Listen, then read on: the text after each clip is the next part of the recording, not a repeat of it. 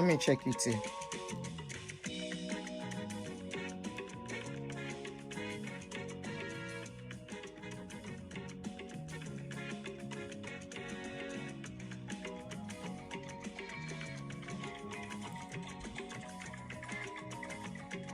We are okay now, Abby.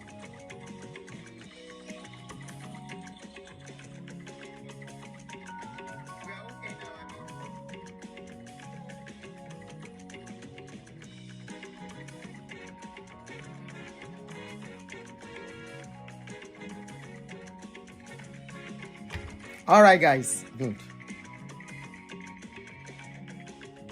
It could be the connection. So it could be the connection. So good, we are back. And you can hear me clear, loud and clear. Carson, good morning. Good afternoon. Welcome back. Shansa. Michael Abiodun. Shansa. Ọwọ́ mẹ́wàá fẹ́yàn kan. Ẹ̀yin nìkan lẹ lọ́wọ́ mẹ́wàá yìí, Michael Abiodun. Gbogbo ẹ̀yin ti Canada, gbogbo Canada. Ọwọ́ mẹ́wàá. Shansa. Welcome, guys. Welcome, everyone. Let's talk on this very, very important topic. This is one of the topics that are very passionate to my heart, parenting. Let's talk about it.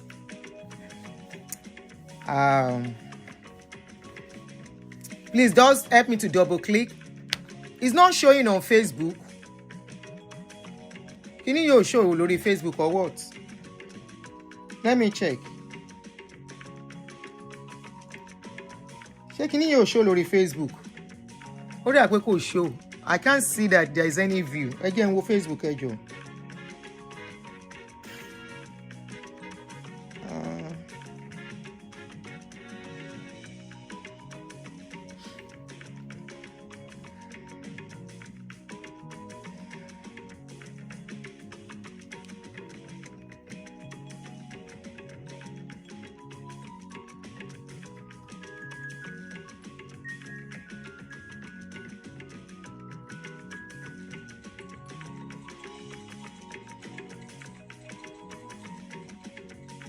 Okay, on show.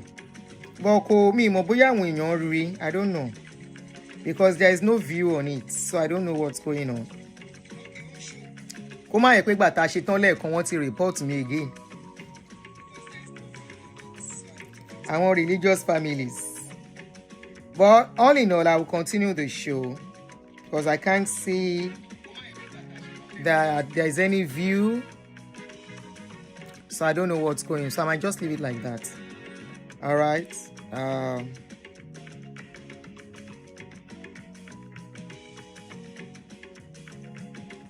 All right, guys. Eyeka continue. Good afternoon and welcome back once again. In case you cannot hear me on YouTube, on Facebook, join us. No volume on Facebook. Just join me on YouTube. I don't know what's going on. People on YouTube say they can hear me. So if you can, let me put the comments there. If you cannot hear me on Facebook, just join me on YouTube. There is nothing I can do. I don't know what's going on.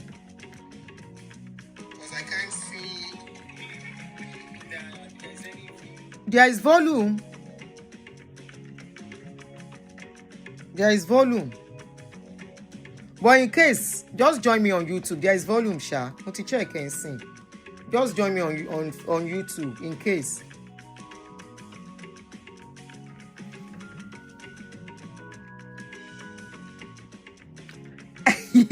You are watching the playback of the 23rd. Don't come and start wahala again, no. That show cause wahala on this channel, no. Let us not go there. Let's leave that one. Now, Jeje go dey do my show. Now, then go begin asking me questions that they cannot stand. When I can't talk, then go begin vex. And I don't know why then they vex. Shebi na me and God. Make them leave me with God. Why must you be fighting because I say I no do religion? Why must you be getting so upset because I no believe what you believe? Why? I don't understand these religious people, though. So the one said, okay, I didn't know this is all about this channel. Bye-bye on this channel from today. Kofaja, bye-bye. I don't believe what you believe. And if you think that makes me a bad person, Too bad. It shows your kind of mindset. Ede ma jagebi. Why can't you allow your God? Why can't you allow God where they talk about to deal with me and fight me? Are you fighting for God? You can't even do me nothing. Why not Kuku hand me over to him and watch? Yeah, this is life. Kolade. Kolade dada is life. Kolade dada. Chizo mam.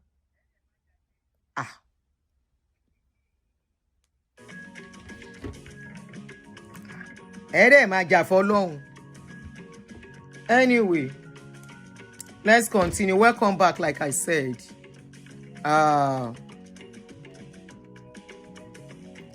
When I write on my channel, say this my channel is reality. What were you expecting? That I will painting something so that you will not be offended? No. Just like if I do wrong too, you can correct me. Okay? Anyway, welcome back. Let's talk on this particular topic. Where this man said he had to close that he inherited his school from his mom, his parents, and he had to close that school down. His name is Dolapo Bright, Mr. Dolapo Bright.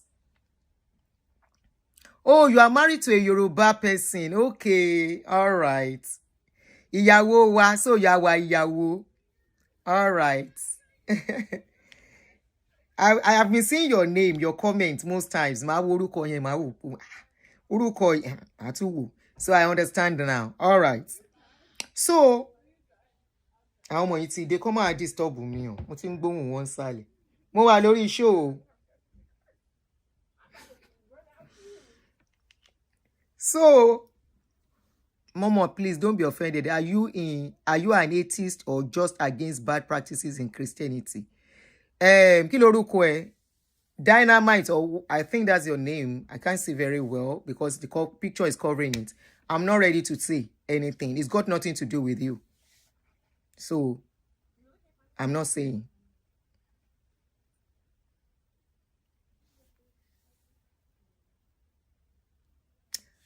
All right. Yeah, we are back, Lijoka. Let's talk on this, our brother, Dolapo Bright, okay, who decides that he closed his school down because of Aomoyide. Hello. Kokoro yinko. Kokoro ile. Okay, Mumbo. Ejo, 1 minute, please. I want to open door for them. Okay,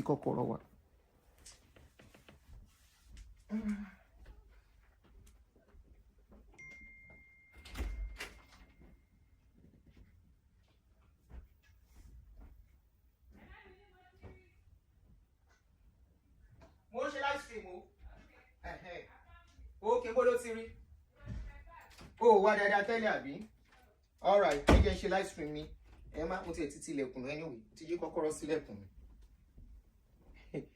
Sorry guys, apologies for that. Sorry for the distraction. Sorry for the distraction, guys. Emma Binu, distraction.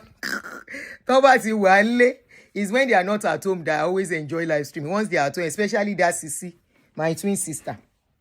Anyway, those boys, if boys they around, they know the border, but that one, na clinger.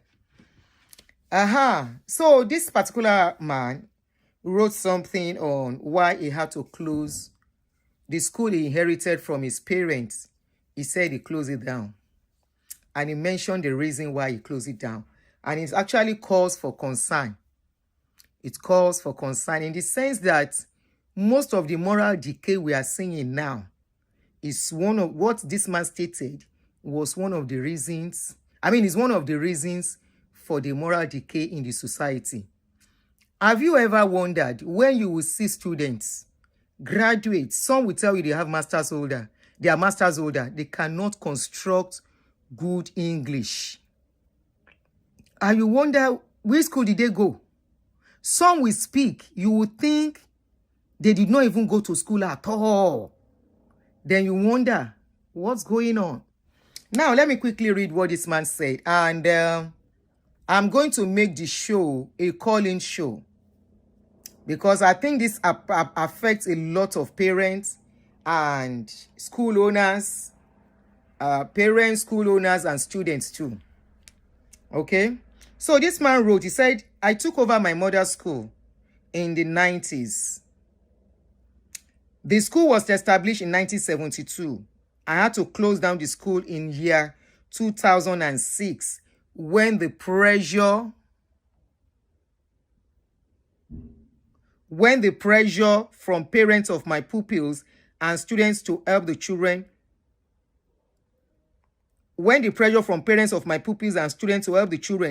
to pass exam was getting too much. Did you hear that? The parents are putting pressures on this man to help the children, the students, pass the exam. Then the question you want to ask is it the man's duty to write the exam for his children? For the students, or help them? Once the students have been taught, as long as they are being taught, and they are supposed to read, the next thing is they should go and write their exam. That is where they test their ability. Abi? But parents want this man to be helping their children, according to this man, which some school owners have attested to. Okay? So he said the parents complain about my high ethics and discipline standards. Parents wanted the school to do something which to me were outright dishonest and fraudulent. For example, parents want their children to skip primary 6 and register for the common entrance in primary 5. Meanwhile, they are supposed to do primary 6 before going to secondary school. Number 1, to mature in age. Number 2, so they don't miss that primary 6 classes, which will reflect when they get to JS1. But we know there are so many of our parents, they will look at age, or they want their children to finish on time.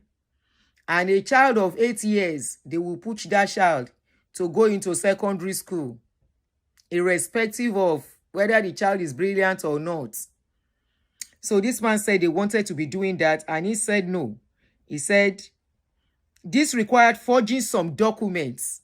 Some will have to forge documents of the children's age. Are you guys hearing me? Please, I can't see comments, so I want to be sure we are together. Me ò rí comment, so.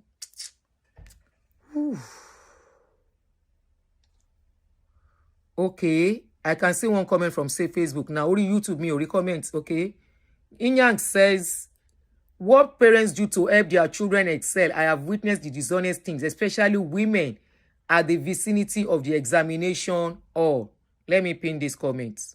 Sheng Boshe. I want to pin that comment. All right, want to pin it. 7K. Somebody said even 7. I don't understand. 7 years old. Hold on. 7 years old to go to where? Go to secondary school? 7 years old. Anyway, let's continue reading. That sounds unbelievable to me. I'm not saying you are lying, but anything goes. Anything can happen. So this man said it will involve them forging documents, I'm sure because of age, including the preparation of fake continuous assessments to cover primary 6. This man said, I refused to do what the parents wanted, and many of these parents withdrew their children from the school. The man said, I refused to do many things other private schools were doing, which I don't want to mention here. The parents of pupils and students were just not happy with me. At one point, they advised me to hand over the school to someone who could run the school the way other private schools, including mission schools, were being run. The home which these students of this college come from is responsible for their behavior. Not necessarily the school. The parents play a major role in this behavior, just like the parents were the bad influence to their children in my school. I was pleasantly surprised when my students who were removed from school by their parents came looking for me in 2013. About 20 of them paid me a visit. Some visited me in 2022. What this means is that these students were never in support of their parents' actions. Now, let us analyze on this issue. let's not forget that number one, this man mentioned that parents want to cut corners. Some of these parents want their children to move faster than the children want to move. And thereby, of course, compromises has to be made. Documents has to be forged. Age and all the rest. So that wherever they are going, they will take their age as they present it. And this man said it didn't go down well with him. And because of that, many parents withdrew their children. And thereafter, he had no option. And of course, we all know running school is very expensive. You want to deny this? Can we start taking it from special center that we have? Special center. Personally, I don't like that special center for anything. And I don't respect, with no apology, I don't care if you are one of them who have such schools. You all know what to do in all those special schools, special centers, whatsoever you call it. Many of you, it may not be all of you, but many, majority. What is the need for pushing your children? Why are you pushing them more than their age? Why are you pushing them to go faster than their brain can go? That is as per the primary school. Then, why are you thinking somebody needs to help a child to pass an exam? And now we want to wonder the kind of society we have, where there is nothing called moral, honesty, and all of that. When you are planning something in the presence of your children, your child is sitting down there. You are telling your child, don't worry, you will go to secondary school next year. And the child is telling you, mommy, but I'm in primary 4 now. I'm in primary 5. You said, no, don't worry. There is a way they will do it for you. And that child tomorrow will become a leader in that country. That child will not be cutting corners, will not lie. Now, question I they ask, oh. And tomorrow, somebody like you will still blame the system when you are part of the rot of the system. This is one of, I don't know if it is still working. This is one of the reasons why I respect Unilag. Unilag, as at when I know them, which was just few years ago, will never admit any child into a school based on man or man. It has to be based on merits, because 2 of my children went to that school. And also, I remember I have a friend, not my friend, a customer, who was a senior lecturer in Unilag. And we got talking, and I told her that one of my children, the second of my child, my second born, has gotten admission into the school. And she said, how did you do it? I said, I don't know anybody. I said, they passed. He said, the woman now said they must be very brilliant. I now said they are trying. I now asked her. No, she now said she wished her son got admission into this. Because you that you are a lecturer there, your son did not get admission. She said no, because the child did not meet cutoff. That was when I know that you can't do man no man in Unilag. Then, I don't know now, I keep saying. So she said, with Unilag, you can't do man no man. That's why the fact that she's a lecturer. So the child has to go to private university. I remember then.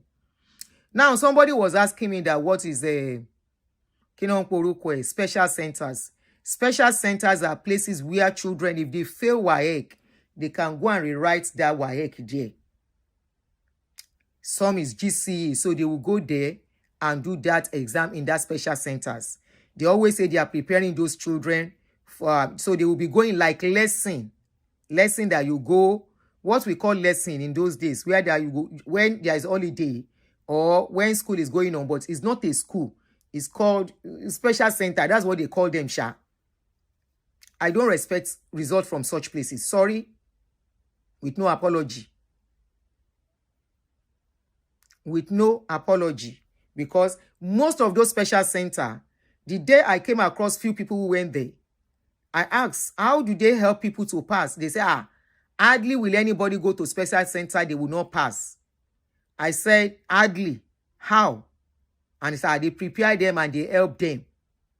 You want to help a student to pass exam, and you want that student later in life. If you help them, you push them through primary school. Secondary school, you push them. University, are you going to push? If you now push in university, when they are going to get job, are you going to help them when they have to go to interview for their job? Are you going to help them? No wonder some of these children will finish school. They cannot even pass interview at place of work. Because when you go to a place of work, they are going to ask you everything relevant to what you study. Remedials. I think remedials, let me see, Lori. Remedials of those days is not the same thing they have now. Remedials of those days was still better.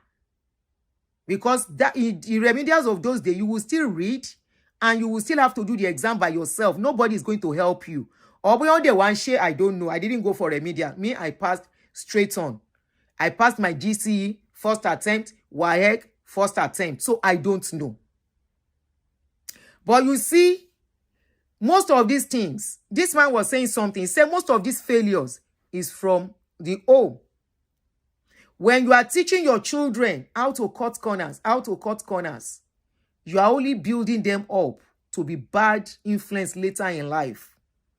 You are only teaching them that they can do bad things and get away with it.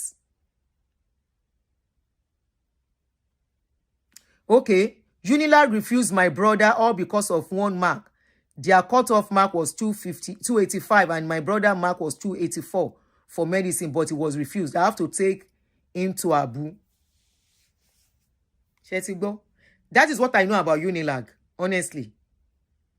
They based admission on nothing but merit. If you know anybody, you have to meet up that cutoff mark. Now, some parents, out of competition, you cannot use somebody's life to judge your life or push your own children. Taye's head is different from Kenyide's head. You can have children the same day. Then if you cannot teach our children how to be the competitor of their own life, if you are teaching them to be looking at others as competitors, this is where envy, failure, jealousy, bad belly, just name it, a child will start developing it against others. You have to let your children know from the onset, look, your competition is you. Nobody is competing against you. Your time is your time. For example, let me give you a perfect example, practical example that applied to me. I don't know, I've said it before. I don't know how many of you have heard me say it. Please don't forget to kindly help me to double click on the show as you are watching. I remember when we relocated, my children were already, my firstborn was in 400 level. My secondborn was in 200, going to 200 level or 200 level. And their documents came out. What do? Do we stay? Are you going to stay to finish? It will destroy your green card. Me, I was already here. So I was asking them as a full-grown adult, what do you think we should do? My son said, let me go and finish. I have just 1 year to go. I can't start all over again. Okay. But that means every 5 months, you have to come into US. He said he doesn't mind. Okay, no problem, go. So he went. The second one said, no, mommy, I will start all over again. Okay? That means my 2 years is gone. My almost 2 years is gone. I don't mind. Remember, they have mates in Unilag who are already in 200 level, who are already 400 going to 500 level because he was doing engineering, my first son. So I was like, okay, no problem. So he got there. He went back. Unfortunately, or fortunately, I would say fortunately, Unilag, because maybe in the process, his GC will have, that is his RP, will have had issues. So I would say fortunately for me, whatever.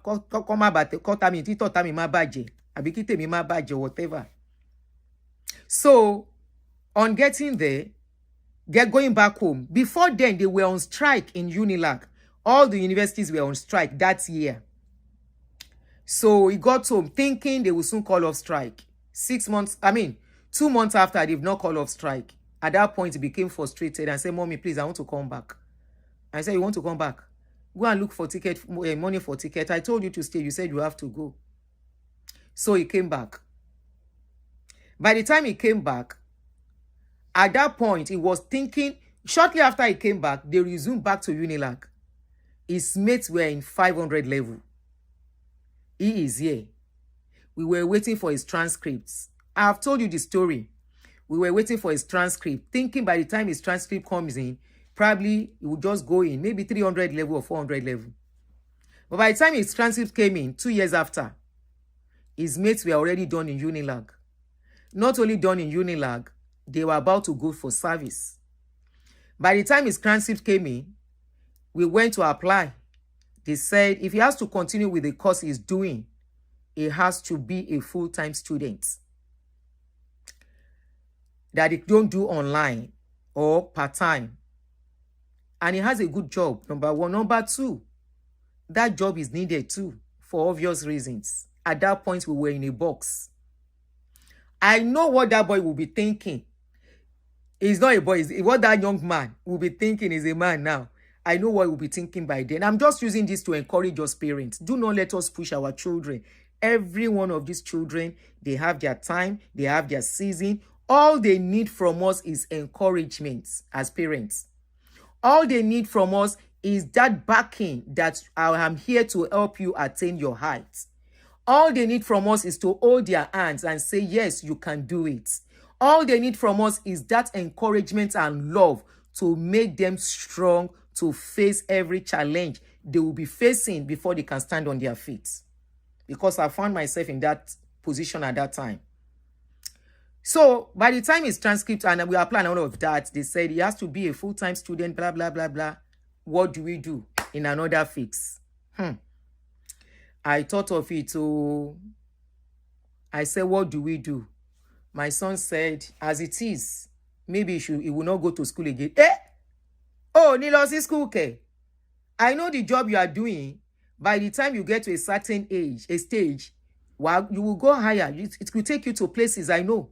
But that degree, I'm a Nigerian parent. That degree is very important. That they will ask me, you know, it's just us. It's just us as a people. Okay? It's just us that first degree, then you can have skill to it. Okay? So the job he was doing was a job of skill. Very good job. Job of skill that he has to go to the technical school. So he was going to the technical school and he was doing the job. I now said, please, I'm begging you, go back to school. I now said, okay, what do you want to read? In case you can't do this particular one. He said, okay, I would love to do computer engineering. I said, okay, go and find out. This is America. I can't do anything for you anymore. You are a full-grown adult. Everything you have to take the step by yourself.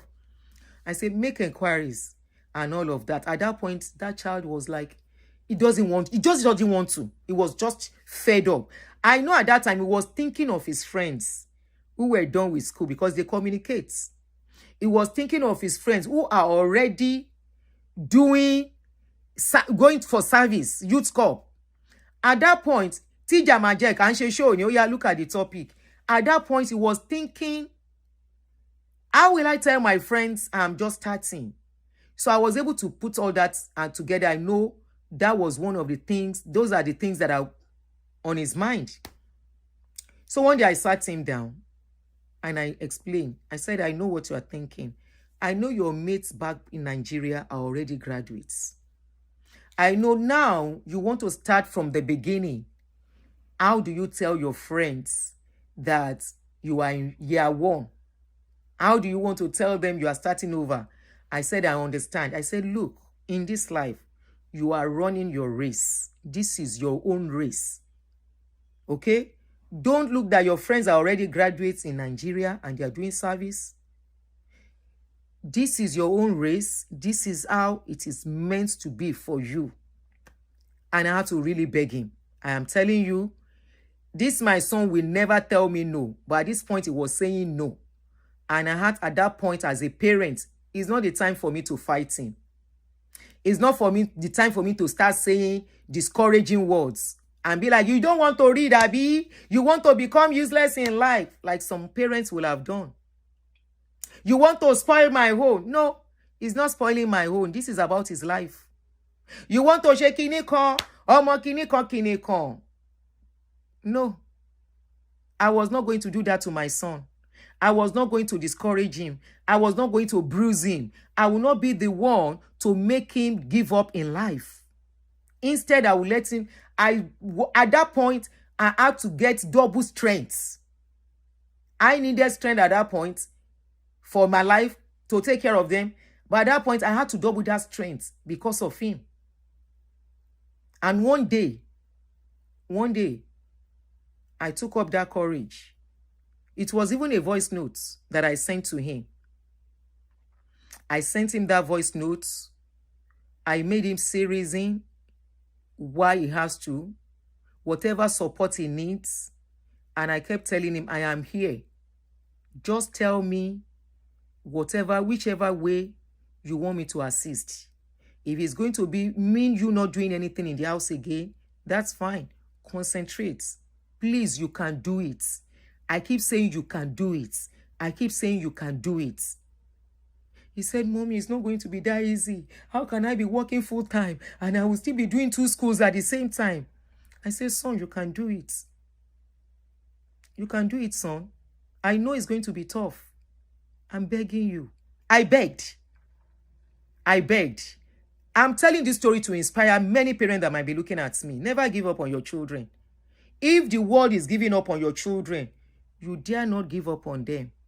If the world is seeing them as a good for nothing, you see the good in them. You are the one to bring out the best in your children. Never ever give up on them. Never look them and curse them. Never look them and tell them they can never do well. If it's going to come out from anybody's mouth, it should never be the mouth of a parent. Most parents make that mistake and say, I know that you are not meant to do good. Never, ever, ever let it come out from your mouth that your children cannot do well, that they are failures. Instead, all they need from you, love, support, encouragement. If it involves you doubling your efforts, you just have to double your effort, knowing fully well that it's only for a while. It's not going to be forever. Like play. Now so we start. We enroll. Like play. Now so we do 2 schools at the same time. 2 schools. Now we finish at the same time. We finish the technical school, which was 4 years. We finished the degree, which was 4 years at the same time. And we did excellently well. Let me leave the rest. Imagine if I had given up and said, tó bá jẹ́ nǹkan tó fẹ́ náà nìyẹn mi lè wá para mi, wàhálà tí mò ń gbé gan ti tó mi. What if I had done that? What if I had said, kò ṣe nǹkan kan, iye tó nǹkan kíní kan. Remember, I'm not talking about a child. I'm talking about a child that has always been very brilliant. As at when he was in school, primary, secondary, now so in gifts, they pack like this, we go pack them. Will I now throw that away? No.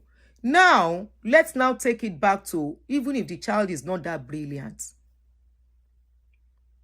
Let me tell you one thing. I don't believe any child is a dullard. When you see a child not doing well, sometimes, most times, instead of encouraging them to do what they are not supposed to do, because you are looking at time. His mate are going to finish so time. What is your problem? What is your business with his mates? What is your business with his mates? Are his mates your own children? No. Never look another man speaking wristwatch or be clock to do the clock of your own children. That's the best way I can put it. And say that like by just speaking is going to finish so time. And so, what's your own with that? If your children they are not doing well, if they have to repeat class, let them repeat. But you encourage and show them love during the time they are going to repeat. That is when you can bring out the best in them. I am still going to use myself as a perfect example. When I got to Form 4 in school, my friends are here. My schoolmates, they are watching me. Timba Paro. When I was in Form 4, I failed. I failed Form 4 and I had to repeat. I cried. I didn't have the encouragement, the kind of backing I gave to my children. I didn't have it. I told my mom, I was forced. I had to tell her, Ebu. But because I was determined by myself to go to school, my mama abused me. Now waiting she sabi. We should know better if our parents didn't know better. I wasn't a dullard, but I failed. People that are brilliant can fail. Not because they want to fail. Something can happen and distract them at that time, and they will fail. People that are not brilliant can fail.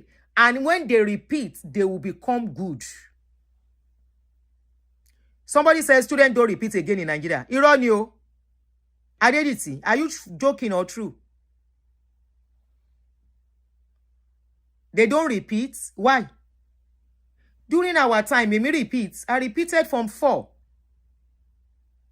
And by the time I was repeating that Form 4, I was still in Form 4 when I did my GCE. I enrolled myself in GCE. They didn't enroll me. I did it by myself. For a minimum enroll me from GCE. And I clear all my papers. Kinto she WAEC. Before I did my WAEC. I repeated. They don't repeat. Who stop? Talo stop yen? Why? Ejo eba mi pe wole. My the number is pin auntie Aderonke. Ejo mo fe I want to know why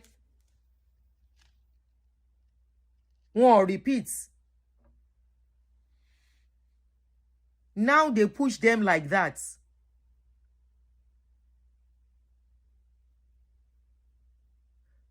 They can't repeat when parents want them to be a graduate at 15. Ara wọn no ṣe. The parents are doing themselves and the children. Later. Ọlọ́run má yẹ kó mọ ṣe graduate tán. Kó jẹ́ pé iṣẹ́ Márúwá ló máa ride.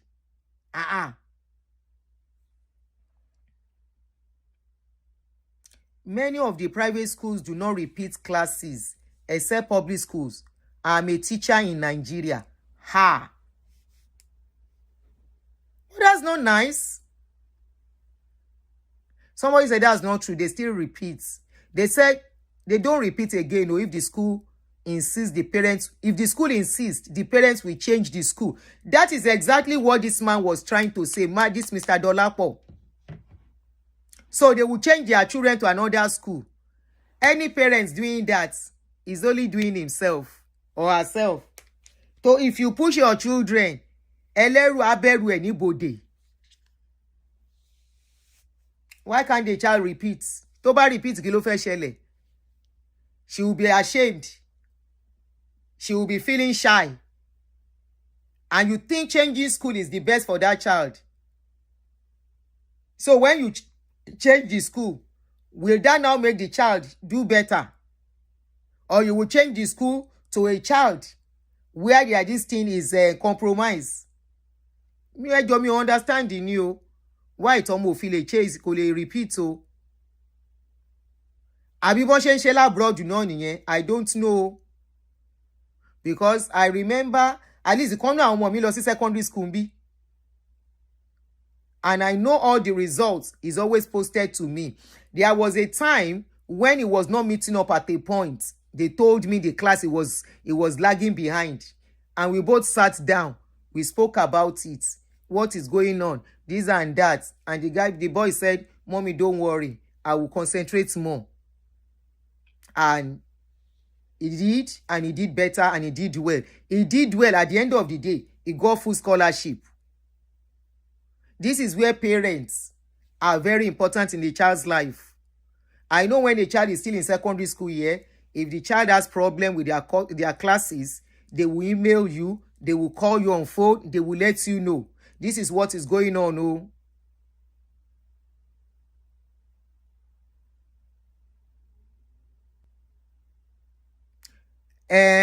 So they will now withdraw the child and take the child to another school. Now, what if they do that, Olubusola? In other words, they are telling their children to see failure as a thing of shame. Failure is not a shame because it is not the end of life. Failure is not a shame. Failure is not something to be ashamed of. It is part of life. For you to do better. It is just it. Or to reflect if what you are doing is not what you want to do. It's as simple as ABC. But to see failure as something you have to run from, changing them means they are running from that failure. They are trying to tell the child it is a bad thing. If you don't meet failure now, if that child does not meet failure now, he's going to meet failure in life. He's going to meet obstacles in life. Later in future, it is not by prayer. Know how to pray from now till tomorrow.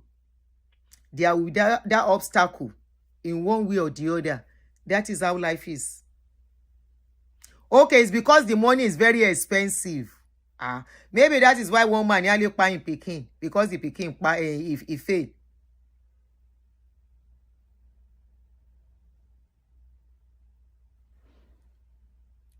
Okay, it is the way it is done in UK. They will do one-on-one coaching with the children to help them in the area they are lacking.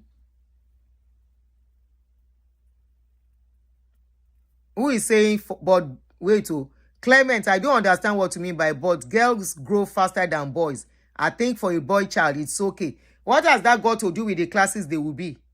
In growing or not growing? Kí nìyẹn ní ṣe?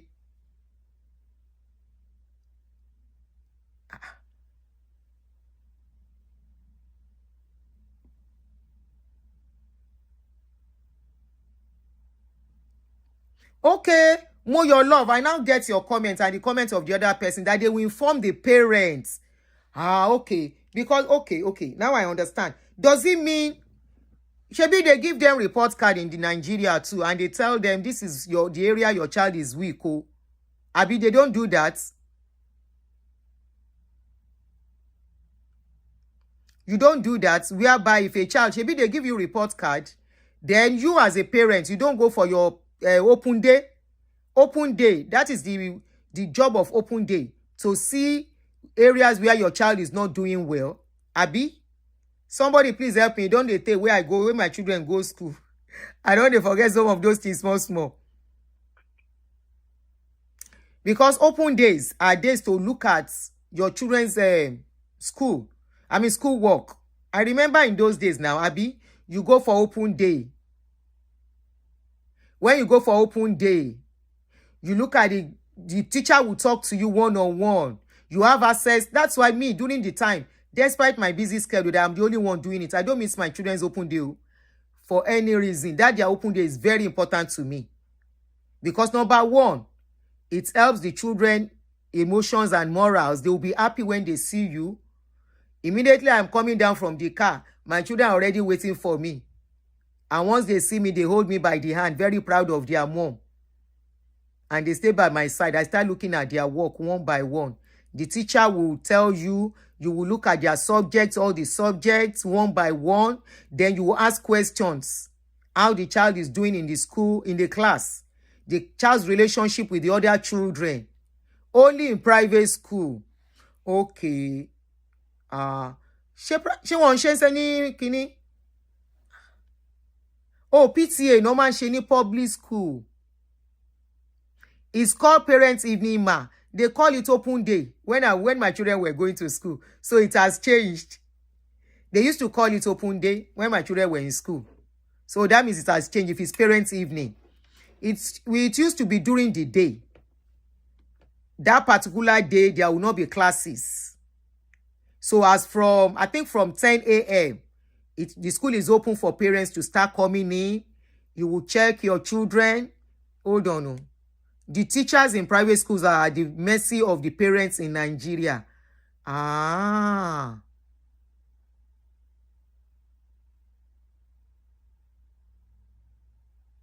Wow. Okay. Thank you very much.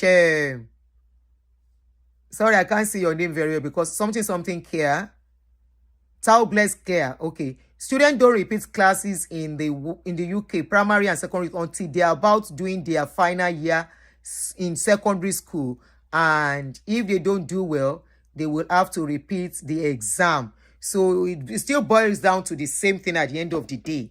But I know one thing, they will have been calling you. They will have been notifying the parents so that you can do what you need to do to help that child. It is not the duty of the school to help your children. You are not going to pay the teachers extra money. They are hired for certain hours. Because I see some parents sometimes, they blame the school, they blame teacher, they blame even the colleague of the child, the students too. It's because of so that my child is not doing well. Okay, it exists in public school. You work in public school. Me or comment in that. Olubi mi ojo, please check your comments. Because to me, most of these things is always from parenting. Sorry, I attribute a lot of things to parenting. Because it's like charity begins at home. Charity begins at home. You cannot get too busy for your children. It's better you don't have children. Open day is not a scam. Color day, open day was never a scam. Maybe now, when my children were going to school, and the school they went to is a school that has standard. The woman, maybe because the school, a lot of people want to go to that school, then they turn down students. The school has standard. Open day is not a scam. If you don't come as a parent, they will write to you. They make that day. That one day is not too much for you to come and check what your child is doing in school before they do exam. Open day is not a scam. Open day is an opportunity for you to know how your child is adapting very well in that school. Apart from the academics aspects. Other aspects, you'll be able to see. You'll even be able to see how your child's relationship with the teacher too. It's not enough for your child to just bring paper into the house and say, Mommy, this is my homework. No, it's more than that. It's, yes, visiting day. All those days, I don't miss them as a parent.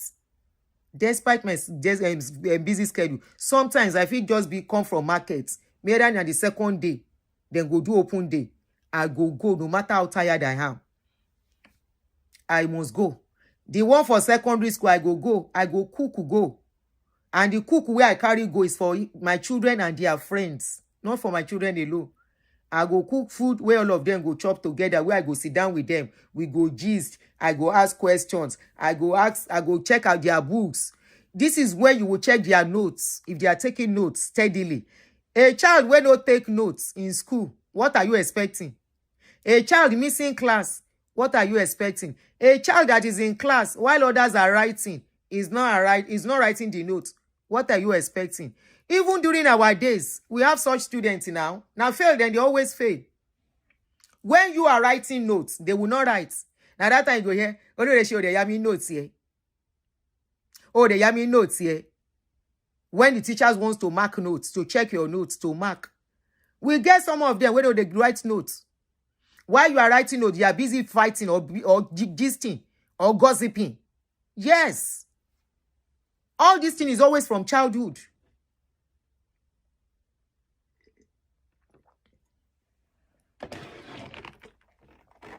They will give you homework. Some of them will not do homework. When teacher is about to collect, for public school now, when teachers is now about to collect all homework, that's when they start saying, Joe, Shay, please, did you do homework? Sorry, borrow me your notes. Please, borrow me your notes. They'll start copying your own answer. Start copying your own answer. As I busy reach in those days, because as I did busy, now they tell my children now, say, the reason why I know they like to work again, my body don't slow down. Now, when my body work, I dey work now. I tell them, say, now, since when I did 6 years old, I don't dey busy. 6 years old, minor. Now they don't take busy work by me. When I was going to school, after class, once I return from school, put my bag down, chop my food. The next thing is to go and help my mama. Now from there, I go carry my notebook, follow and go shop. Now for that shop, I go sit down, they do homework. I dey attend to customer. Anybody wey live for kilo, they know me well. As I dey attend to customer, I dey do homework. They attend to customer, I dey do homework. In the process, if I dey attend to customer, if I dey do my homework, customer come, I no quick no. Now knock, my mama go take knock my head to know say customer dey stand, make I stand up. Now knock, my mama go knock my head. You see, some parents even do their children's homework for them. My mama no go school, who go help me do homework? Now knock, the woman go take carry me up to attend to customer. And upon that, when I reach class the same day, I mean the second day, you go dey hear my mates, some of my mates, not be all of them, oh, few of them that are so playful. Then go they ask you, shey you write notes? Shey you do your own work? I beg, borrow me, make I copy when they're asking for you to submit notebook. And those teachers, they know students that are okay. They know the students that are very serious. They know them. They will just be looking at the ones that are not serious. Because they know at the end of the day, this thing is like as you sit down, 9 photo go bring you out, is the case. So when parents now blame school for the failure of their children, I find it very funny. Why will you be blaming a school for the failure of your children? You are blaming a school for the failure of your child. Now school go put something inside your head, the head of your child. When you don't allow your pikin, they know say now only play in life will be. How you think say that pikin go reach school? You no go know say you no go begin play inside class. Even in this dispensation, when my children still dey go school that time, while some students are writing notebook or doing something inside class, you will still see some children where go they play. Those are children. You go know say these are from spoiled homes. You go know say these children, oh, now so then they allow those children do anything at their own time. No. There should be regulations right from the home. If there's no regulation on these children in the home, it will be exhibited in the school, in their life, and later, even in their later life. It's not that somebody will just wake up and after you have been formed, you now want to start adjusting. It's not that easy. It doesn't come that way. It's a routine you grow up with, you abide it with, it's part of you already. So when you get to some stage, it just becomes naturally part of you. Some parents, children will get back from school. Instead of knowing that, okay, you are back from school, oh, rest for some few minutes. Because by the time you bring them from school and all of that, I can still remember parenting a little bit now. When you bring them from school, you drive in the traffic and all the rest. They are tired, right? They get home. Their food is already, either when they get home, you are quickly putting something for them to eat because they are still going to eat dinner. At that point, you don't make something big, just something for them to eat because they ate in school. So after giving them something to eat, allow them relax a bit. The next thing, go and take your homework. If you give them that routine that without homework, they cannot watch TV. But you will see some children, they say and well. Immediately they come from school. They carry food. They sit down. They turn on the TV. At that point, to make them do homework will be very tough.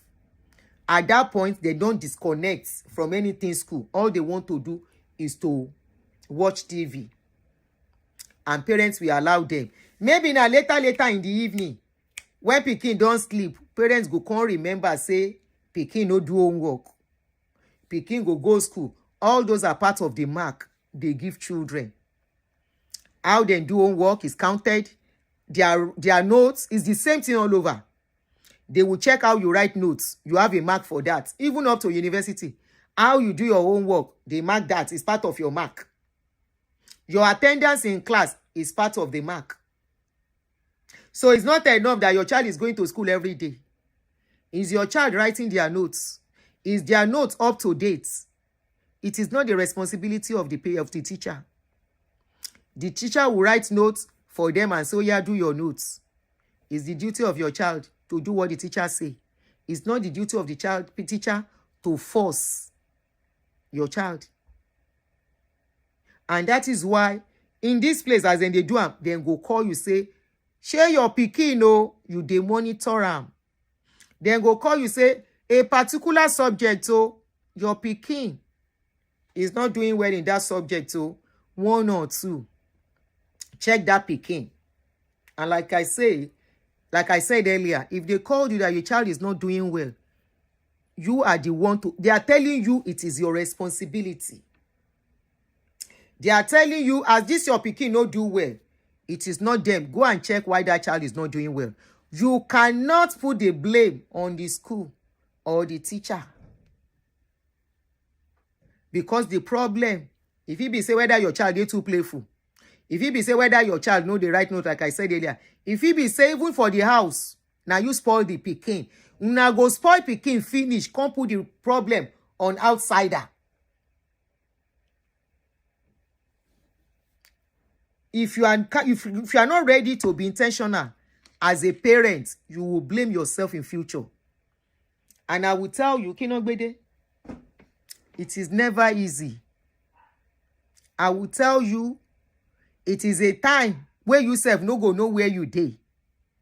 And if you want to have rest of mind later in life, you want to have peace of mind. Like somebody commented, let me read this comment. I love this comment that somebody put under the post. I will read it out to you. Let me read that comment. I love that comment so well. Where that man put. I mean, I don't know if the person is a man or woman. I say, yes, these are parents. Let me look for that comment. Oh, where's that comment? Yeah, here we go. You cannot push your responsibility on Kini.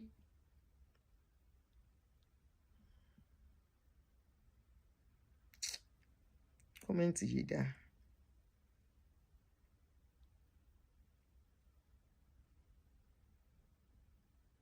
Aha. A certain person, Adedolapo Shino Aru, I love the comment he put down under that post. He said, parents need to know the feeling of pure joy, fulfillment, and the reward that comes after knowing your child passed all his exams by his own understanding and intelligence. No shortcuts in his academic pursuit. I tell you for a fact, such children are solidly balanced, morally upright, independent. They bring nothing but peace. You want peace in your life? You dey teach children how to do corner. You want peace in your life? You dey tell school to do corner for your pikin. You want peace in your life? Not peace now. We are not talking about peace today. We are talking about tomorrow peace. We are talking about tomorrow peace, where when your children are supposed to be standing on their feet on their own, you are not the one running helter-skelter for them.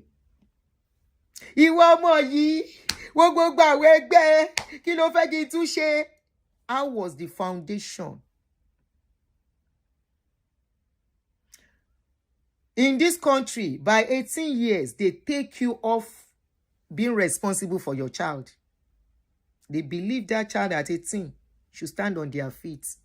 A child of 25, you are still backing that child. A child of 22, 25, let me leave 22, even 22, you are still chasing that child up and down. Because the child is used to you doing things for them. A child in their 20s, they don't even know which way. How did you get there? How did that child get there?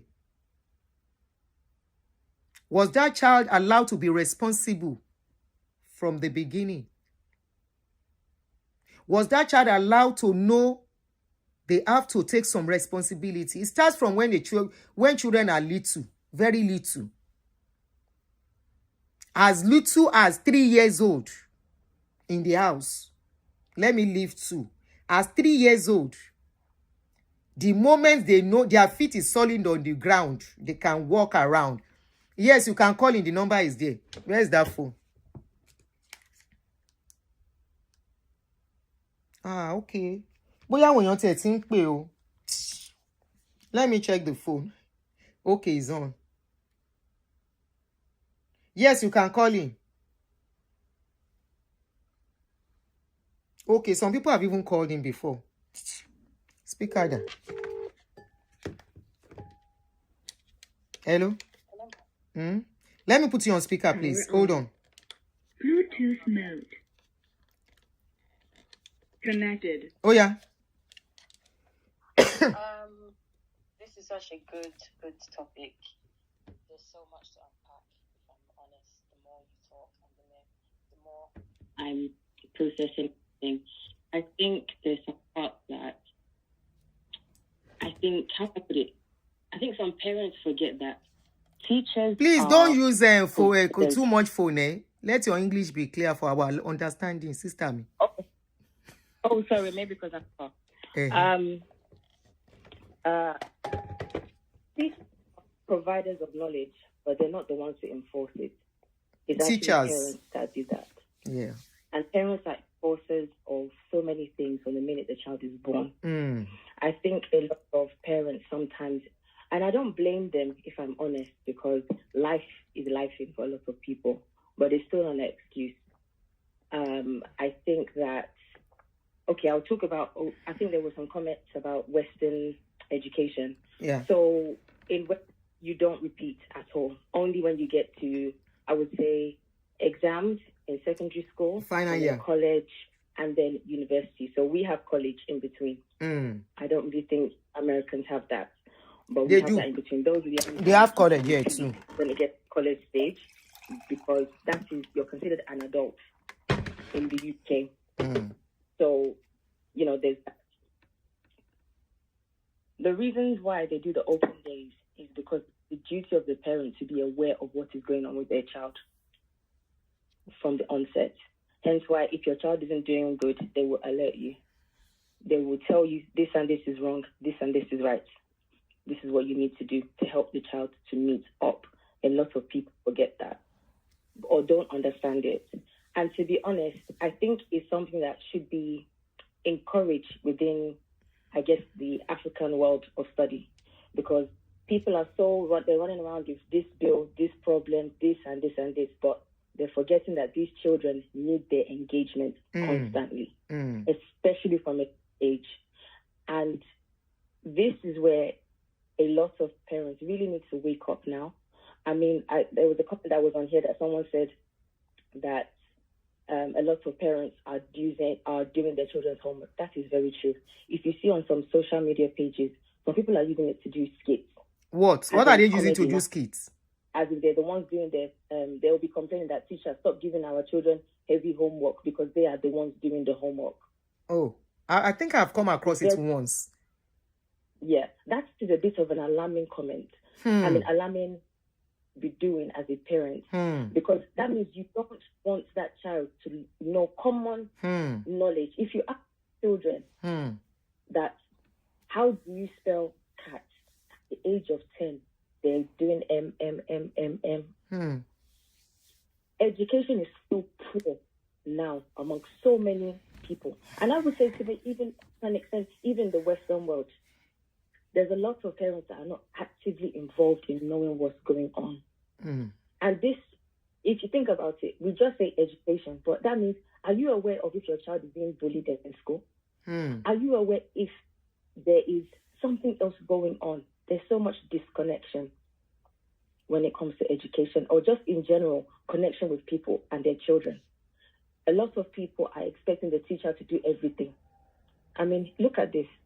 them to shut down an establishment that's needed in Nigeria because people wanted to take the easy route. That's why we have so many politicians that tell them to write an exam, write a letter. They can't do it. But to cut corners, they know how to do it. This is the reason why our society will never, ever get better. Don't say that. But maybe with time, it will get better. They say we should stop saying it will never, never get better. You know, I know that we don't want to say it, but I think it's time to, like you always say, your show is about reality. Facing reality of what is going on. The problem here, your average household in Nigeria are not honest to themselves. That's true. You do a lot of things to cover up the problem. Until that problem becomes a bigger problem, they have to keep lying and lying or covering to or cover paying up. for or doing this and doing that. Yeah. There's a saying that I learned very recently where they say the fish smells from the head. If the head is bad, how's the rest of the body going to be? That's if true. the leadership in the home is not paying attention, how do you expect your children to be okay? If the leadership of a nation is not good, how do you expect the rest to be okay? That's true. If you look at a lot of the people that have even done this whole jackpot thing, if you see the way, the mentality, the behavior, trying to cut corners because it's what they're used to doing. Back to education again. This subject is such a impactful subject that a lot of people don't actually understand how deep it actually goes. I remember a few months ago this year, you celebrated one of your children getting one of the most highest recognitions in education. That is such a positive thing to achieve. Yeah. That's a lot of parents, even at the fact that they've moved, they cannot achieve that with their children. Why? Because they don't understand that the importance of connection. The schools that tell you to come at open day or parents' day or anything, they know why they're doing it. That's because true. they understand that they are not the to enforce the education. It is not their job. It is their job to give it. Do you know that this? Do you know that this open day? Sorry. Do you know that this open day, some parents don't show up. The father will not come. The mother will not come. This is what I mean by the discourse here. Yeah. As to if you have a two-parent household, there's no reason why both parents shouldn't be there. Should be I can absent. understand sometimes work could be. No, it shouldn't be two of them because they give time ahead. They will give you time ahead. They usually give us time ahead that in the next 4 weeks, there is going to be open day and there will be a reminder. The child will be bringing a reminder to the house. I remember they used to do that. But let's be honest, sometimes life can life and maybe somebody has to fill an emergency spot at work. But the problem still stands. If there's a parent that's actively there, are they discussing together as parents? Exactly. When they're in their private space. Yeah. Because in your private space, the room, it's not just for lovey-lovey. There's times when you have to get serious. Look, these children are not doing good. How do we deal with this? Do we need to have an extra teacher coming in? Do we need to extra courses? Do we need to do this? This is where get extra teacher, extra people to come teach them at home. Exactly. Yeah. I was paying for teacher too at a point. I'm very honest. And now, to be honest, the power of the internet is so powerful. It's such a big deal. If you cannot get a teacher, there's online teacher. I put people into work. That is my job. So I know what I'm saying. If you see the amount of people that don't take these things seriously, it's very alarming. But to go to places of worship, they're the ones there. Their voice is the highest. But you've forgotten that your home is in a future disarray because you're taking active, you're not taking that active approach to it. So, to parents that are listening, and young parents, or even old parents, or parents of any type of anyone who's in education, be active in what's happening. Know what is going on with that child. Because thank you very much. It may not even be that the child is even bad in school. Maybe they're being bullied. Or maybe the stress of home life is disturbing them. Thank you very much. All right. Thank you, Ma. So I see somebody now. Hold on. I want to address a comment. Somebody said we are talking like all the parents are very educated to know what to do. In USA, it is not easy either. Does all parents have the means to pay for extra teachers in Nigeria. That is like you are talking about your child doing extra lessons or classes. Like I always say, we have different what we place as priorities in life. These same parents you are talking that they don't have money to pay for extra teacher for their children. When they bring Ashwebi, they are ready to buy. Hello? When they bring Ashwebi, these same parents will have money to buy it. When a particular shoe comes out, these parents have money to buy it. Right? I'm just asking. I did lessons for my children, despite the fact that I know, I know their intelligence level. I still got them teachers as a single parent. Because I put out, when I'm telling you, my life was on hold. I practically mean my life was on hold for these children. Expenses wise, I think of them first. If change remain, even if change remain, I go still think of ways I go still use that money to do in their life rather than my life. These same parents, they will buy wig. I mean, they know they buy wig. It's all about putting what is priority.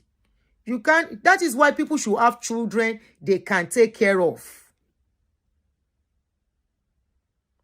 And it might not even be all the children that will need extra classes. It can't be all your children at the same time. If you can't afford to give all of them. When you are talking that money is hard, even in those days, money was hard too. Money was hard. How many years ago? Money was hard too. I got them teachers. I know they buy lace. I won't stop saying it at that time. I know they'll follow anybody. I was driving to raw car. Where go spoil on the road. The mechanic go and help me push am. I dey manage jam. I focus everything. Say these children, the education made them get time. May I put them in there? Even despite that, I still get time. Say, oh yeah, I did beside you to monitor things. Come and cover me. Once you start having children, it's not business as usual. Until they get to a stage, talk when my ballet. I just read somebody's comment out for one thing. It was written by a parent. Egbon koti parent yen so only if you want to have peace of mind, not now, for later. You don't want your child to get to a stage to o ti cross ese. Táwọn ẹgbẹ́ tọkàn tí wọ́n ti táwọn ẹgbẹ́ náà ti ń ṣèyàn, will still be running around for a 20-something, almost 30-year-old pikin. Chasing that child to do something, to do this, to do that. It's all about the foundation. Okay, if you are blaming teachers for everything, are you saying you are blaming primary school teacher? You are blaming secondary school teacher? You will still blame university teacher. It's just a question. If you blame primary school teacher, are you going to blame secondary? Or if you buy your way for your child during primary, are you going to buy your way for secondary? Are you going to buy your way for university? Are you going to buy your way for interview? Tomba lo she interview. We always see they look like kids, but we see when they do interview for some of these girls. Yes, girls especially. At our boys, when they will tell you they are done with school. There was a time I tried to appoint somebody to be admin on my page. Employ. I asked that person, I said, before I can employ you, are you a graduate? He said, yes. I said, do a write-up. And I gave him a topic. Do a write-up and send to me. He couldn't construct sentences. It's either you are ready to be intentional about taking care of your children. You see the generation way past are better. You see what is coming for many of you.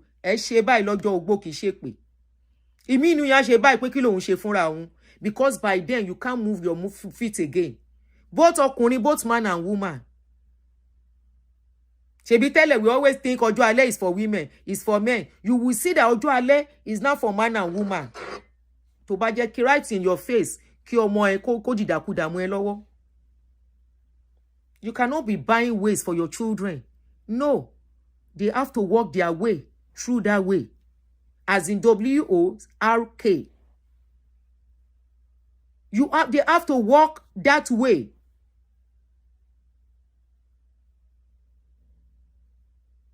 Not cutting corners. You teach them to cut corners. They get older in life and they want to still cut corners. They want to do things that are not supposed to do. Tomakoba. You can imagine. This man said they were, and we know the man is not lying. The man is not lying. It's either you are ready to make your child stand up to their responsibility, or you blame yourself, or the child will blame you. Somebody mentioned that some children have learning disability. I agree, they are slow to learn. You have to find out what is going on with your child. Like I said I don't believe that a child cannot do something. Something must be wrong somewhere. So it's your duty as a parent to find out what is going on. If they are slow learners, maybe you might think of the option of learning from the home. Some people make their children learn from the home. I have seen parents who are really low repete, they are homeschooling their children. At least for the first primary stage, they homeschool their children and they still do well.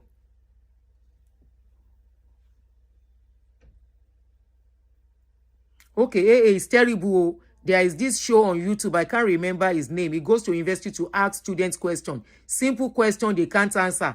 I see them too. And I feel so embarrassed when I see them. They ask them, what did you study? What is your faculty? Some of them don't even know faculty. From Kini, I'll be like, yeah, Mugbe. And this ones go school.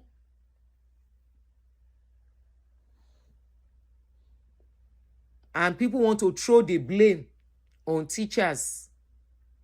They want to make teachers the problem. No, teachers are not the problem.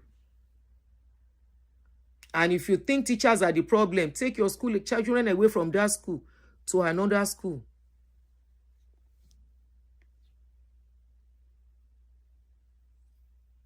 But one thing I know, most of the problem of people are caused by them. Nobody is perfect, so nobody has it perfect. But let us tell ourselves the truth. Àwọn kan kò wà tó yẹ pé àfọwọ́fà.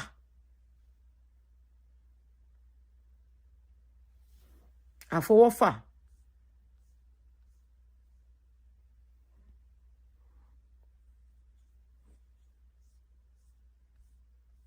If you think the school the child is going, the school the child is going are not doing well enough, or their whatever is kind of, it's allowed.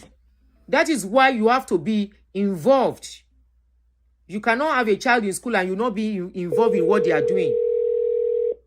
I'm calling you back, Abby.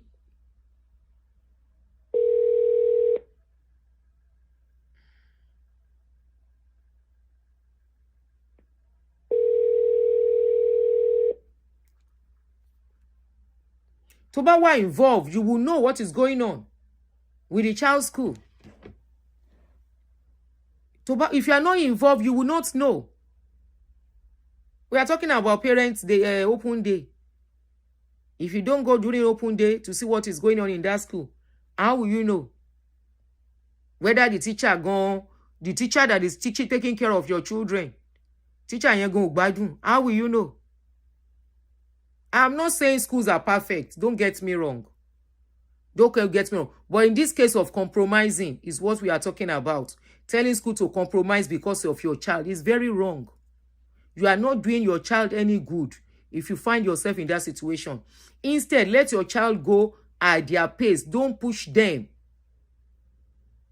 If you push your children, they will get to a stage, they will get stuck when you can't push them anymore. It's just like parents. Sometimes when we force them to do courses they don't like. I have seen children blaming their parents for the course they read. They will say that was not the course they wanted to read. Their parents made them to do it. And at the end of the day, they will just throw the certificate one side because that was not where their interest lies. Ìyẹn tún ńkọ́? And at that stage, there is nothing you can do than to be looking. And at that stage, that child is roving around, trying to find their feet, trying to find what next to do, trying to find a way, and they are kind of confused when they are supposed to be settled. Somebody Eddington say, if you are a parent, tell me when is your day off as a parent. Thank you. Good question.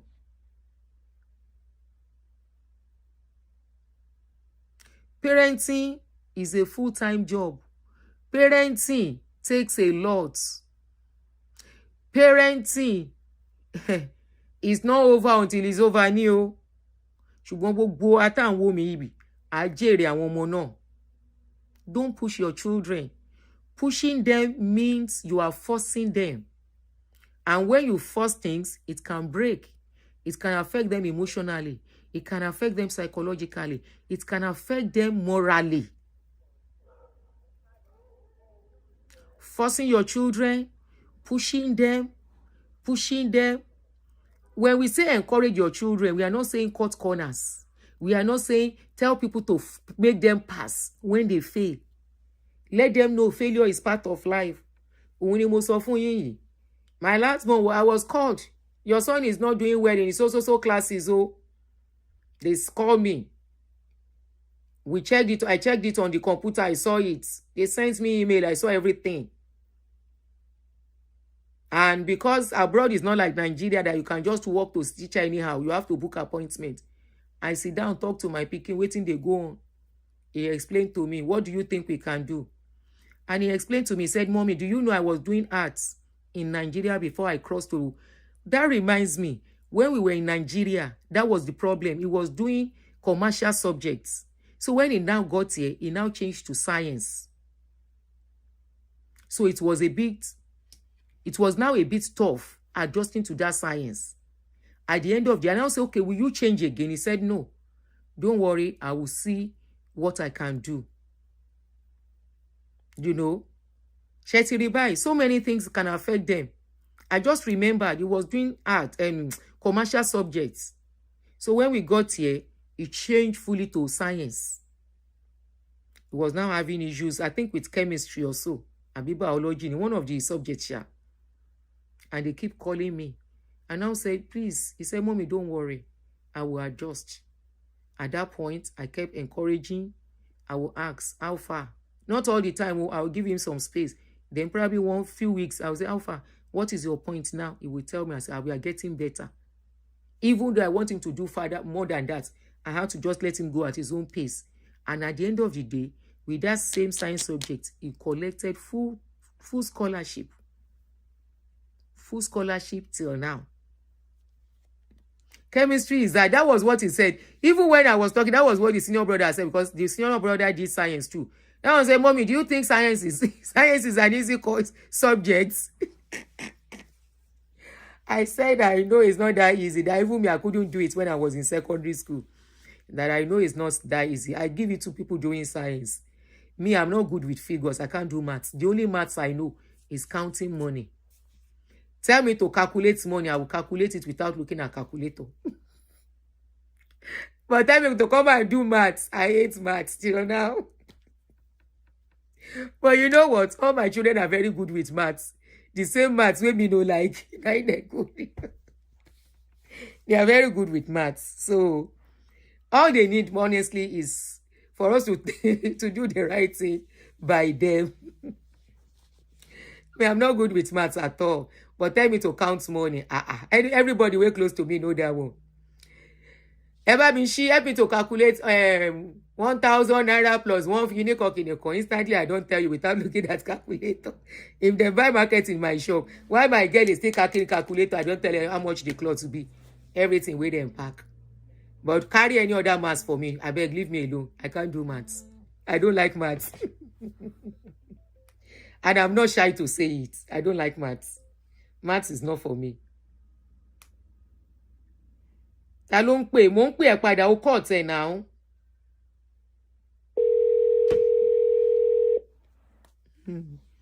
Gone are the days when you don't do well, they will ask you to repeat a class. But now, that's what we are saying. It's not good for the child. It's not good. Allow them to repeat.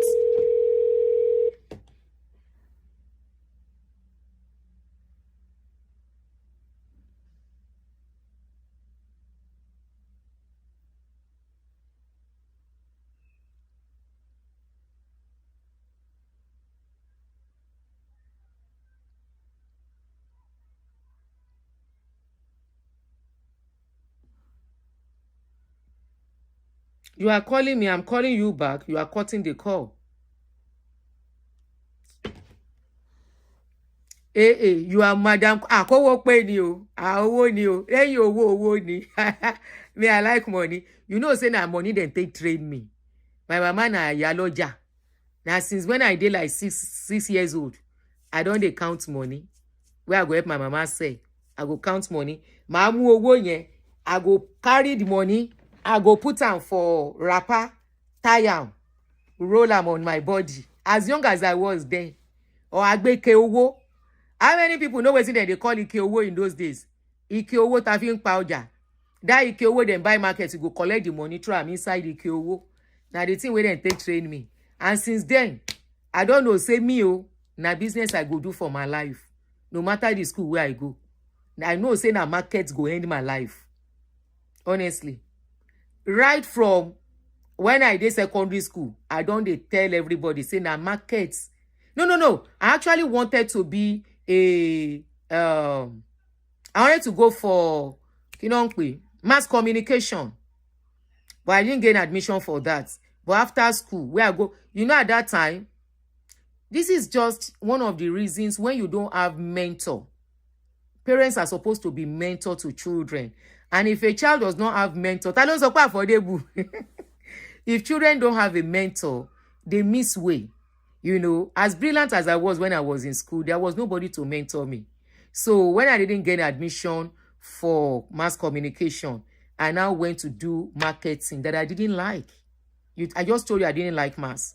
So I went for marketing. After that, I said, I beg. I just gave up. I didn't bother again. And after then, I just went into business straight. I went into business and I've been doing business all my life. Will I say I have regrets? Yes and no, but not anymore. I used to have regrets in those days, but not anymore. But I will tell you, we are more learned. We are more exposed. Our generation is not like our parents' generation, where many of them were not schooled. We should do it better. Even in those days, our parents in those days, they now you are in your calling. Sorrow, maybe. Maybe that is why I enjoy doing what I'm doing now. Our parents in those days, they don't even push us. You will fail. You go fail class, come house. Can't tell your mama say you fail, or your papa say you fail. Now beats, then go beat you. Go back to the teacher. They will not tell teacher to push you and pass you by force. So now we see the product of today that we are seeing, the result of what we are seeing are the parents that they have. No, in those days, you go fail. Your mama go beat you. They will not tell teacher to promote you. I remember when I tell my mama, say I fail my Form 4. She no talk, say na she make me fail. Say I no see time to read. Say Form 4 is not like the other classes. After she abused me finish, begin call me Olodo. Olodo afi ko jẹun, ko ṣeré, ko ṣe tenten. Because I love tenten in those days. When I do tenten, you know this tenten. 1, 20, 30, 40, nobody. The group where they know they win my group. Now so everybody go, they drag me, say now their group I go day. I sabi that 10. And my mama know say I dey play 10. Because if she never come, she dey house, I dey shop.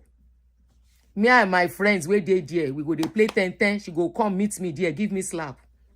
So that 10, I was very good at it. Now that 10-10, she say I play 10-10 so tey I fail class.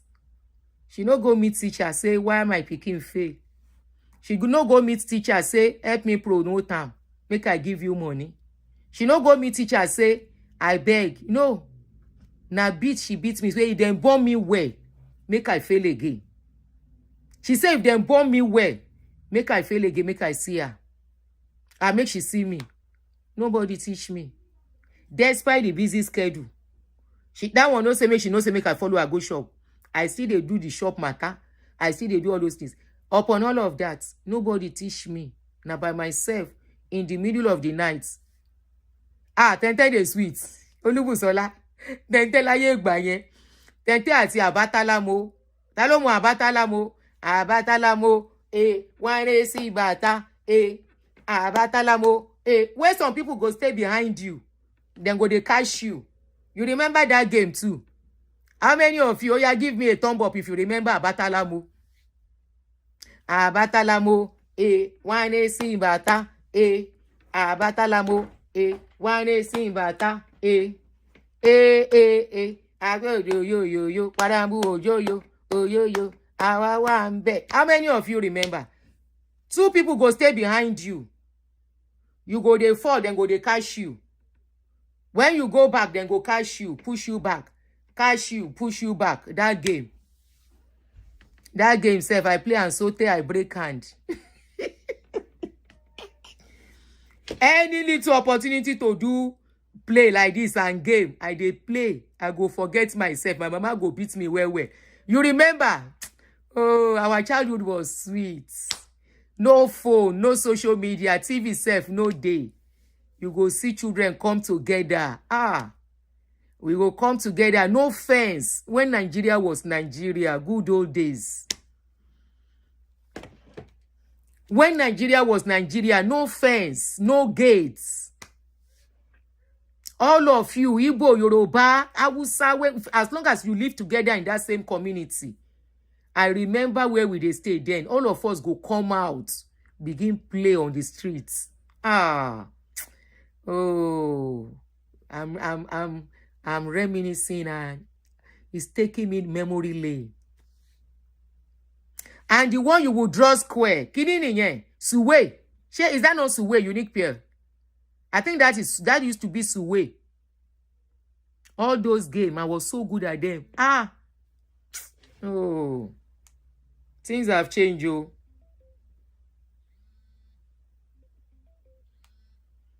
Hello. Abatalamo. Where si bata. You appear old school. Old school. Old school at there. Old school is the best. Best life for long. What we have now, I don't understand. It's not good. Yes. It's not good. The only thing I remember is Tinko. Tinko. Yes. I remember. Tinko, no, what? Tinko. I think Tinko is generation after us. Jinko was not part of my own generation. Possibly, yeah. Tinko was after our own generation. Topic, yeah. So because I'm actually into education line, so I think I will have some point to say, and also I will try and get you a podcast from Nigerian Info, the funny side, where they were talking about this issue, this WAEC and NECO and secondary school, the issue, the K in the education sector. Where parents were pushing, parents are actually pushing the proprietors to try to run WAEC and NECO and everything for their children, so that they can actually pass.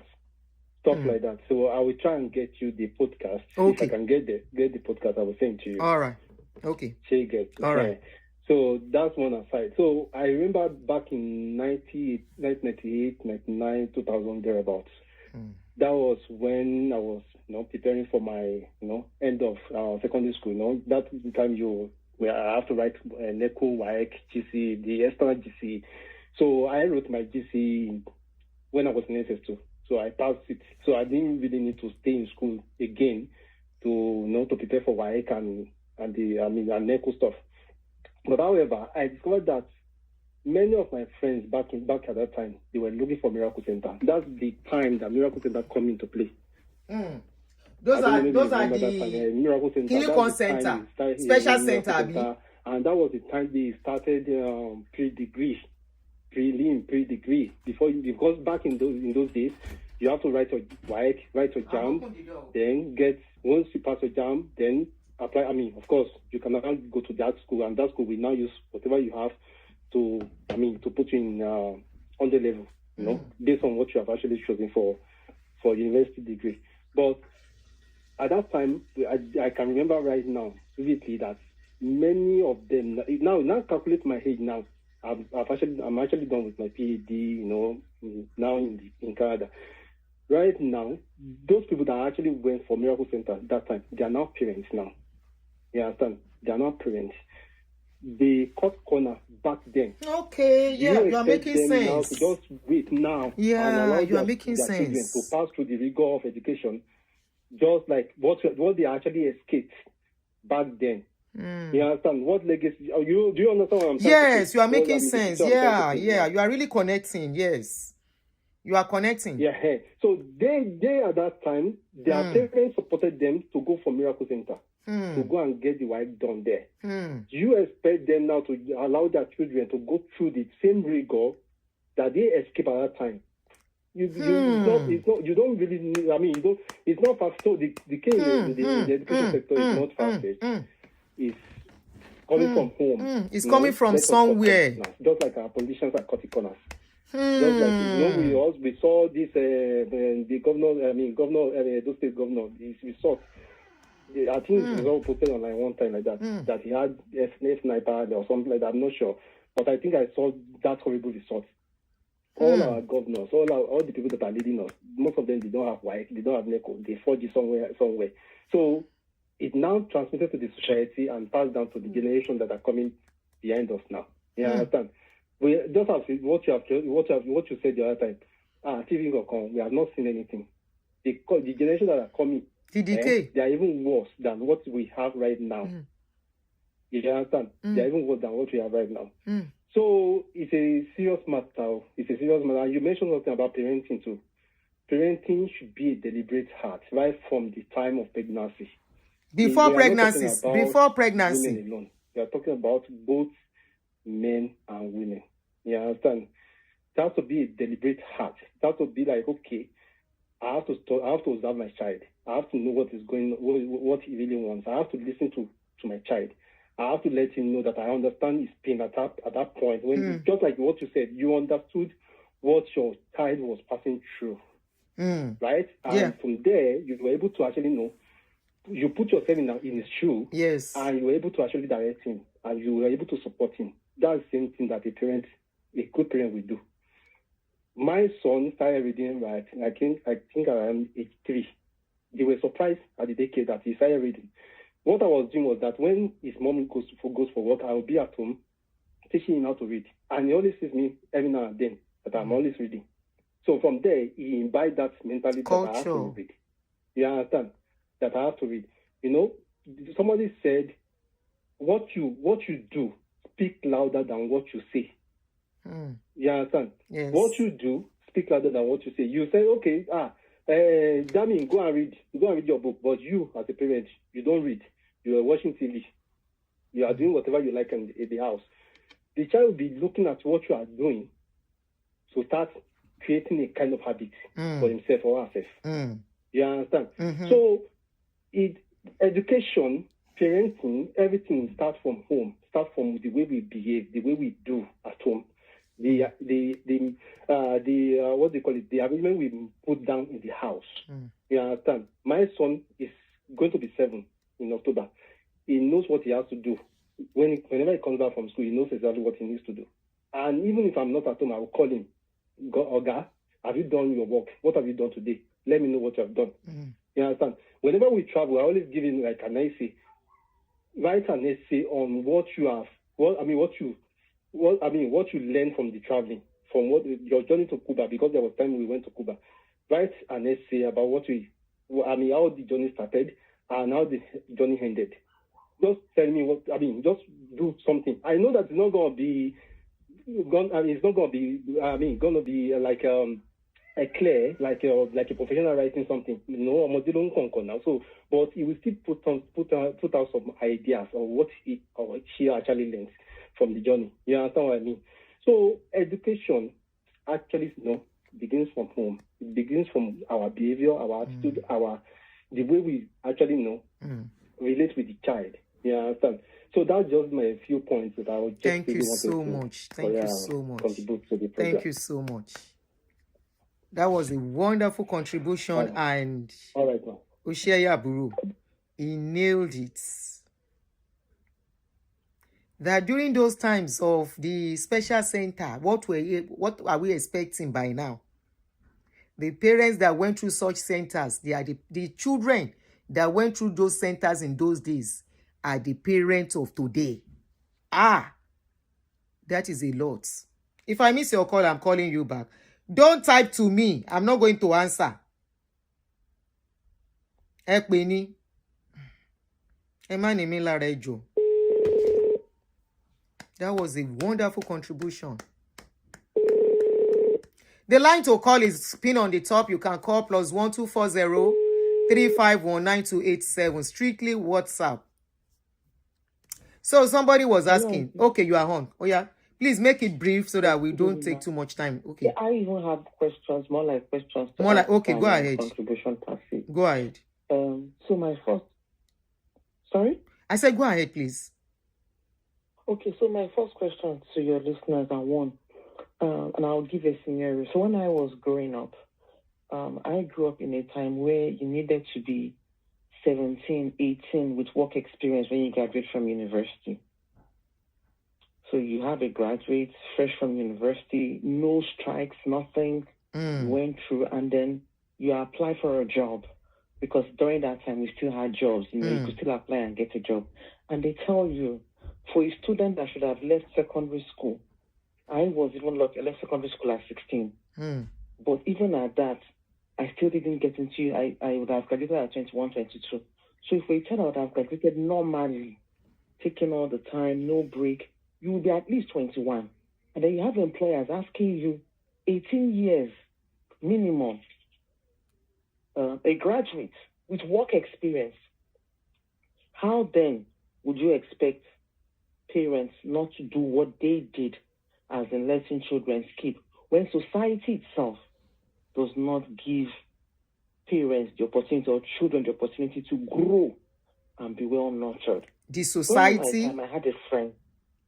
What has the society got to do with how you train your child? Sorry, maybe I missed something here. I'm sorry, what? What has the society got to do with how you train your child? No. It's not a matter of how you train. So when this child grows up into that society they would live in, they will live in that society. And the employers of that society you live in are demanding for a graduate with experience, 18 years maximum. How? We've just done the maths. If you do work the maths, experience, normally, you mean? The child will be 21. Yes, normal, the child will be 21. After graduating with no strike, no break, nothing, normal, 21. But you will have employers 21, 22. 18 years. To come to work with experience. Yes. I understand. 18 years is 1 year experience. I'm sorry I'm shouting because I'm passionate about it. No, go ahead. You are not shouting. Oh, sorry. My children are saying I'm shouting. Oh, okay. Yeah, and they tell you 18 years experience with work, 18 years with 1 year work experience. How? That's one.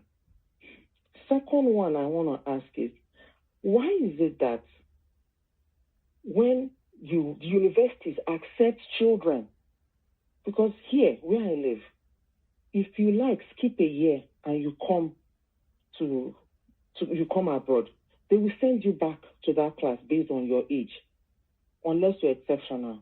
Because the belief is that every age, a child has a certain level of maturity. So if you skipped your primary 6 or primary 4 and you entered just 1, they will send you back. You must read that class is a reason. Why then would the university, I don't want to mention the university's name, but I had a friend who died. She went to study law. And at 18, I shouldn't have said that word. At 18, she passed on because she was taking advantage of a little child. in university. She was 16, sorry, 16. 16, my age mate then, because university accepted her to study. She was not matured, mind, body, everything.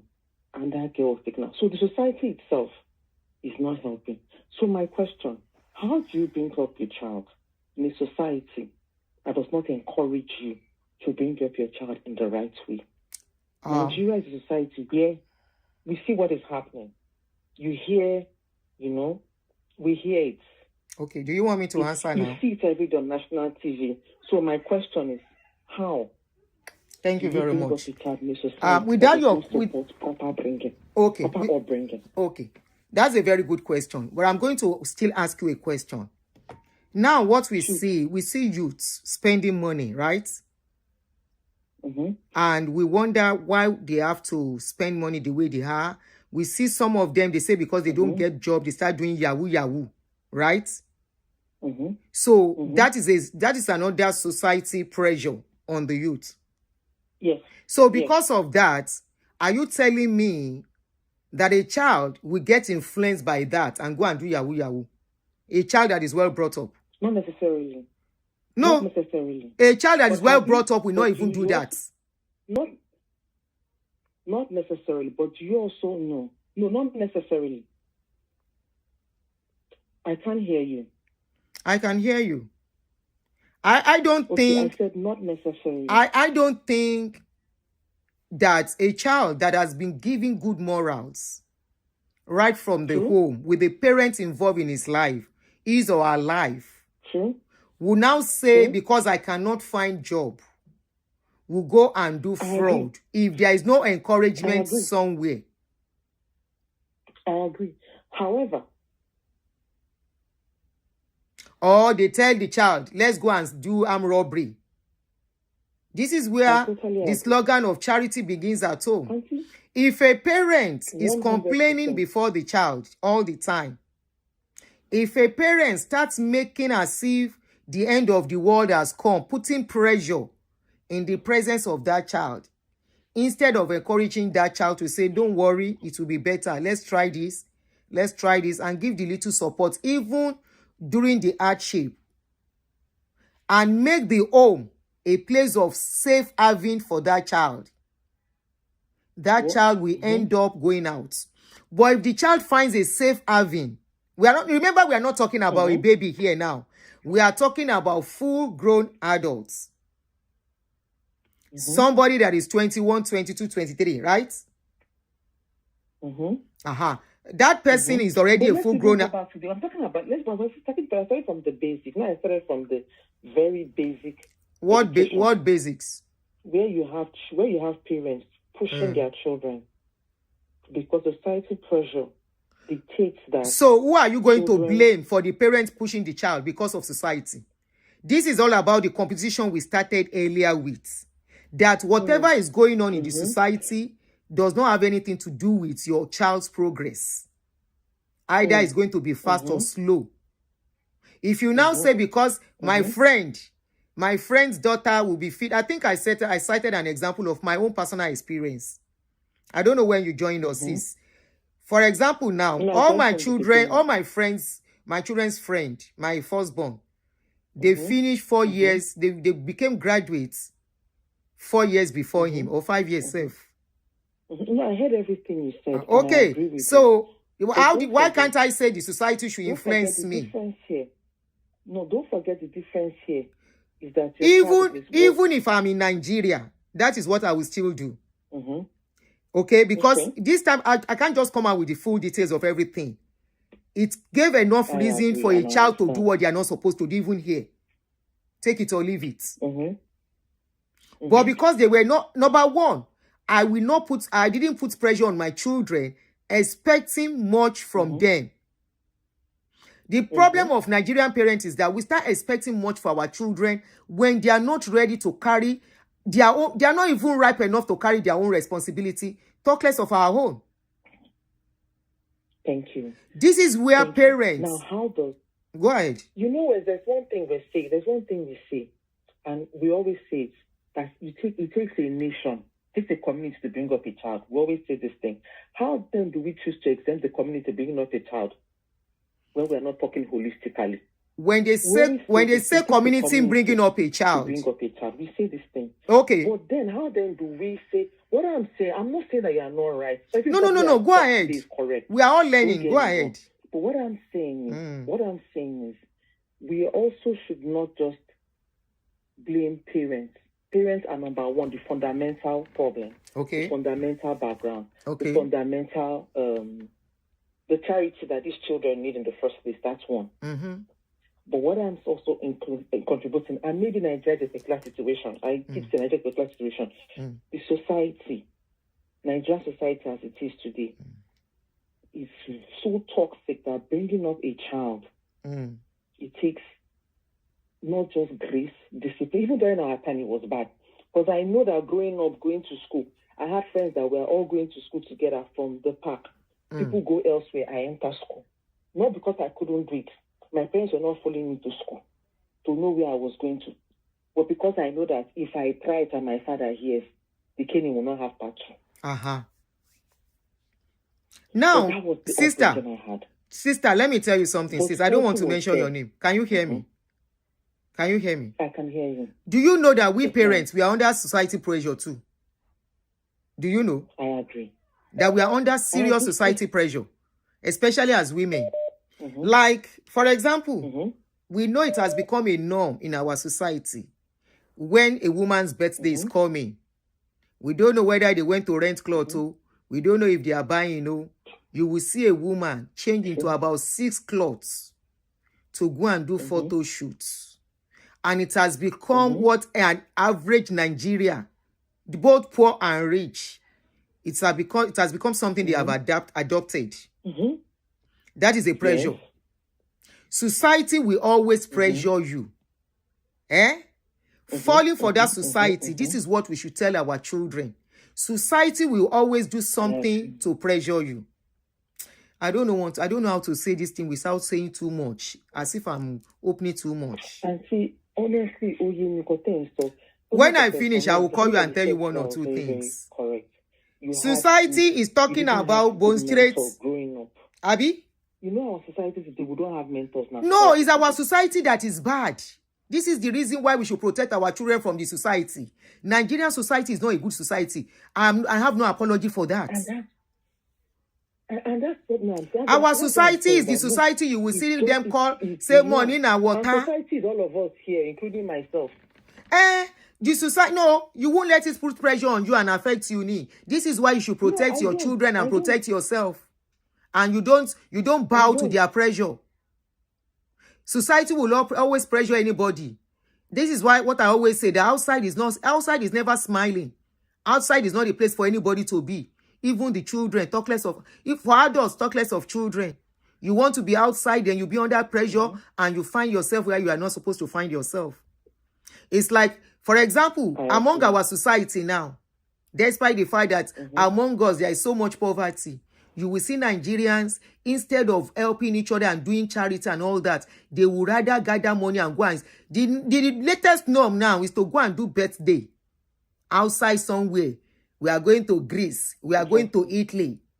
And they will pack themselves, spend $3,000 just for 3 days to go and do somebody's birthday and come back. That is the society we have found ourselves. A lot of people are following that fad now. A lot of people, even the way we throw weddings now too, it says a lot. Yeah. So anybody, I personally have never followed society. If you don't follow society, I think it will be very tough for your children to follow society. I totally agree. If one or two of your children are going to follow, it won't be all of them. Maybe one of your child might be different. Someone said it rightly.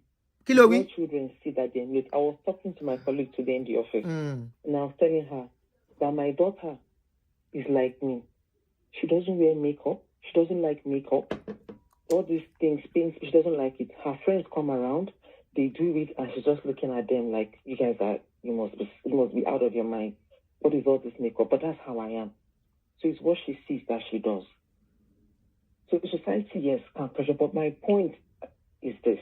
In as much as we do our best, for our children, we should also always remind them that there are pressures out there that they will experience, and that Exactly. those pressures, we should not Exactly. allow it get to them. Exactly. Society does have a say, and we should not neglect the fact that societal pressure is there, and that we should also, in our bringing up our children in the best way we can, we should remind them that there are pressures out there that they should not succumb to. I started by saying that I'm going to ask a question, and then I'll state some facts. So for me, the parents are the basic foundation, but we should not forget that you have those external The society factors is that we there still need too. to show them for. That's a Because good no point. matter how hard, someone Yeah, said something one day. you are right. I think it was you. A drop of clean water cannot make a pot of dirty water clean, but a drop of dirty water can make a big drum of clean water. Clean water and spoil it. It was that I said it. Yeah, thank you. Thank you so much. You are, in Bye-bye. fact, you actually, Thank you. you use my style to get me by first asking questions. She used my style by putting me in a box. She puts me in a box to start asking me questions. I now get where she's trying to say, and she's actually very, very right. That we should not forget, we are just focusing on parents. Society is there too. But one thing is that foundation matters a lot. Foundation matter. Yes, ma'am. We are the mirror 100 until these children get to the stage of standing on their feet. If your children see you as a Alashwebi person and all of that, be rest assured they are going to do it. If your children see you as any person that is buying, be rest assured they want to. Because your comfort, unconsciously, you will tell them, look at the motto Mr. B bought. I want to buy that type of motto. That way, your children are already imbibing the spirit of competition. I hate competition in my life. Especially competition of somebody buy this thing, I have to buy it. I've never even lived that life. Things to buy out there. Yeah. You are. Thank you so much. Wonderful contribution. So she's telling us, and I think I agree 100% that society. Let's look at the society in all of this. What the society is doing, even in this class, school thing too. In this school thing, is our society encouraging children, whereby. What are we even saying? When our society, they say then they rig election, what else? But even at that, let us remember, foundation matters, morals matter. That will take somebody far. 100%. Yeah. It's in Nigerian society that wuru, thank you very much for your contribution. It's in our society that we think wuru works. When you now move out of Nigeria, that is why many people are getting into trouble abroad. Because they want to continue that style of wuru, and it doesn't work that way. In normal society, things will go as it's supposed to go. It will go the way it's supposed to go. Any other caller, Kamawa Law, we really, in fact, I love this topic. Like I said this is one of the topic that is very passionate to my heart. Muti miss a call you go. Okay. Don't worry, if I miss your call, I will call you back. I really want people to call in and contribute. Now, people still they commit atrocities. Hello, good evening, sis. Go ahead. You are on? Are you still on the program? Yes. Shokuni Mombasa Bobin. Is this a man or a woman? Are you still on the program? Yes, I'm still on the call on the show. So, thank you very much for everything you have been doing. Thank you, sir. Thank you. Make me to and say, oh, yeah, boju, olóró ń bọ̀ o ṣé ká ṣí ṣìkìṣìǹkì ẹni tó lóró bá mú apá jẹ. Not just think like that. Yes, so. Brilliant lady. Mama who brought you up. Kudos to that mama. Thank you. I want to contribute. Do you remember a time correspondent at Unipan? Yes, I think so. You know, I had to take my WAEC in 1973 as an external candidate. 1973. Okay, sir. So my first WAEC I did in secondary school was 1972, and I didn't make all my papers. Wow. And I started working as a civil servant in accounts department. Nígbà tí Nigeria, when Nigeria was still Nigeria. External candidate in 1973. I never for one day.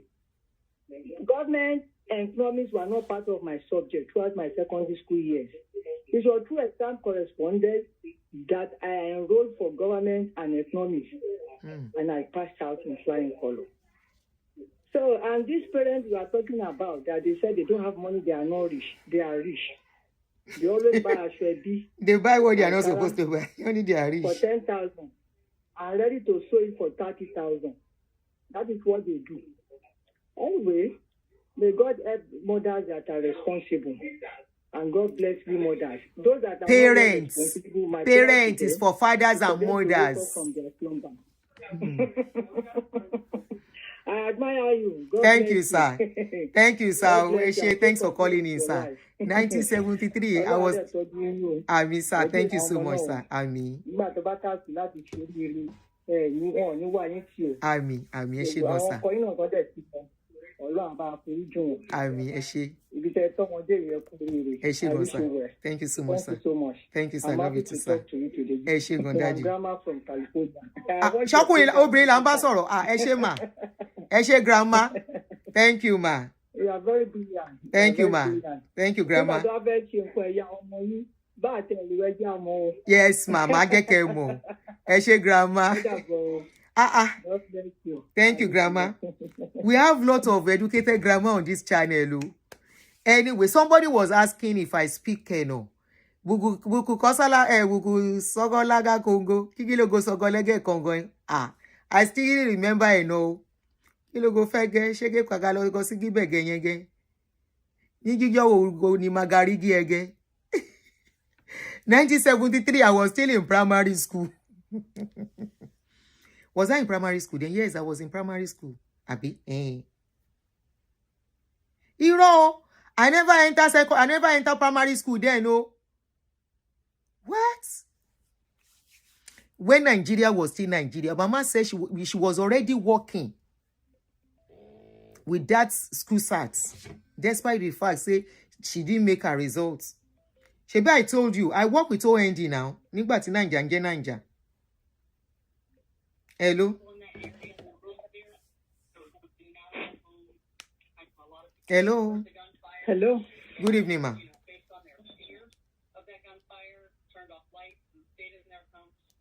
You are listening to two things at the same time, ma. Hello, Auntie Aduni. We can hear you clearly. Hello? Hello? I can send me. Okay. À ń gbọ́ yín. Ẹ̀yin lẹ ń gbọ́ nǹkan méjì tó ń distract yín. No, nǹkan ó tí o mo ti yí gbogbo àṣepẹ́tipẹ́. All right, ma. Ẹ jẹ́ kí n sáré sọ fún yín. I'm a retired principal. Wow. And I taught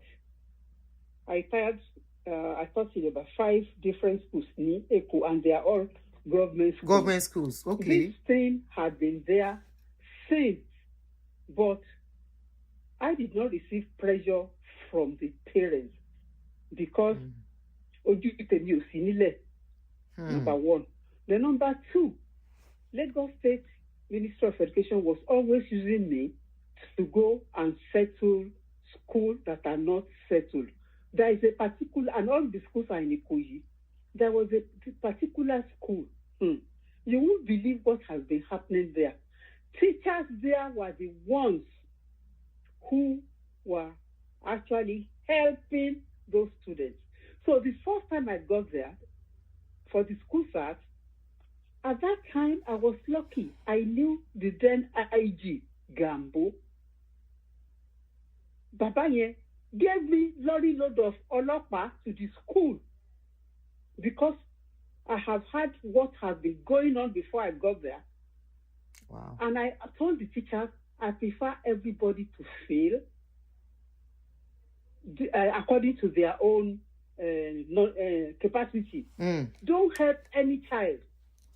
So it was police that I used. But how many people will have access to the dead IG? I'm just asking. So that is number one. And then there was a particular teacher. He actually sat down, that was before I got there, to write down the exam of a particular student because he had already impregnated the girl. And of course, the result was A. So what I'm just telling you is that it's been on for a long time. But I would like to give you another school. That's a very good example. I saw them for the first time for them to see, to do WAEC, and they all passed. Today, in fact, I just got a message from one of the students. She has PhD in pharmacy, and she is somewhere in Arizona. There are doctors in Lagos State from this particular school that the first set, I saw them through as the first set. Chemistry subject, A1. And that chemistry teacher is in UK now, doing very well. The students are doing very well, engineers, doctors, you name them. The school is called Falomo High School. Falomo High School. I don't want to mention my name. So I'm just telling you, there are some dedicated teachers and there are non-dedicated teachers. And some parents. Another example that I want to give you. The lesson teacher that I saw that is in UK now, I use him also to do, for lesson, home lesson for my children. My children didn't go to any of the schools where I thought to. They went to Queen's College, KC, and that is all. Now, this man came one day and said, madam, do you know what happened? I said, what? There is a particular boy he was coaching. I didn't know him, but his father works for one of the military. I won't mention the branch. Yes, ma'am. And the father now gave him question paper. Please help my son. When he looked at the date, what did he see? It was a live question that was going to be used the following day. Wow. In their secondary school. So I'm just giving you certain different scenarios. I was a principal in 5 different schools in Lagos State, and all of them are in Ikoyi. So, Emma Bashelo. Emma Itiloma. Good, Emma Iloma, please, ma'am. I just want to ask 1 or 2 questions. The first instance you mentioned was which year? You said this has been going on for so long. You know, most of us didn't know. Yes, it's been going on. I think this was in the 80s. Because I left the education sector back to Sumi, 1991. I moved to a federal government agency. I won't mention the name. No problem, ma'am. The first school, in fact, the school is closed down now because it belonged to it belongs to somebody who is late, and the family they got the school from the Lagos State government, and they are using it to build private residence. So the school is no more in existence. I can tell you that for sure. So this thing is not about private. It's not about private schools alone. It happens in public schools too. Mommy. Well, all the schools I thought were by Lagos State. They were owned by Lagos State government. I didn't teach in any private school, so I cannot talk about private school. But this year, this is 2025. Yes, ma'am. A student called me. I'm in America. I'm talking to you, the same Maryland with you. A student called me and said, what she saw today. I said, what did you see? That they were doing, I think it's A levels, because she was in private, that a teacher was helping a student. I said, just close your eyes. That is none of your business. Face your own.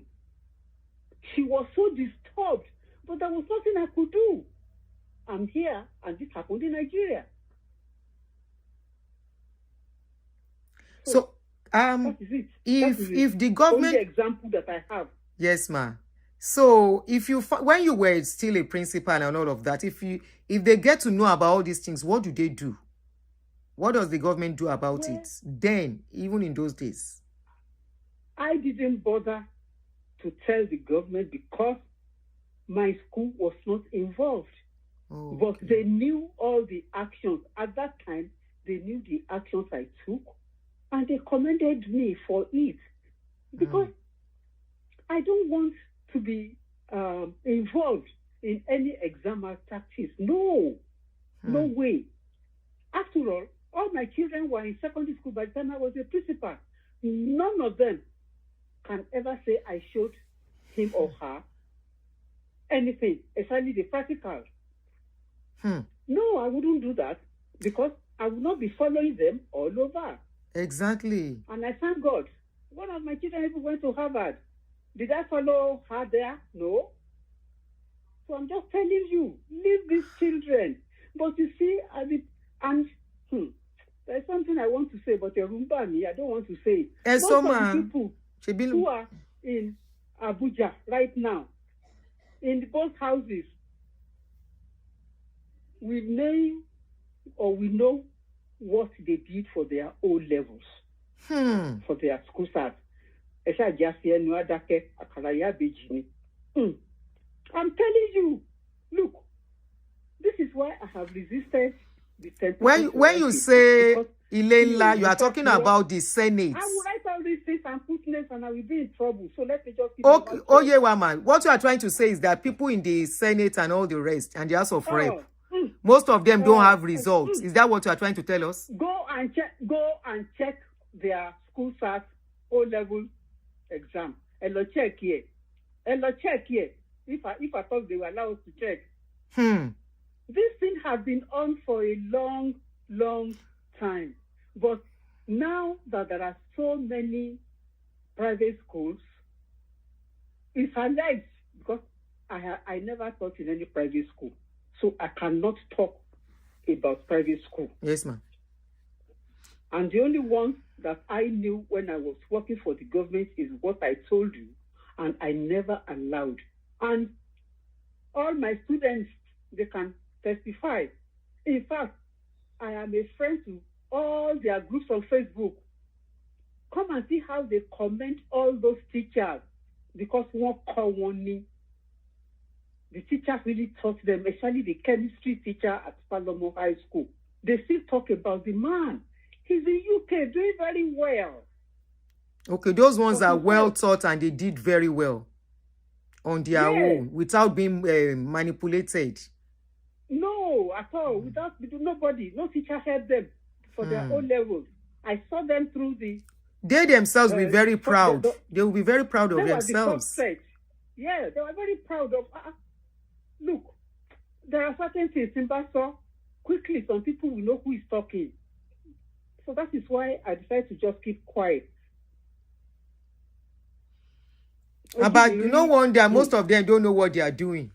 And they are the ones leading us, ruling us. At that time, the inspectorate of the Ministry of Education was very effective. Very, very effective. The ministry, very effective. Although there were some other, but now everything. Wow. From the reports I'm getting now. And they are the ones, most of them are the ones ruling us. So by officials of the ministry. So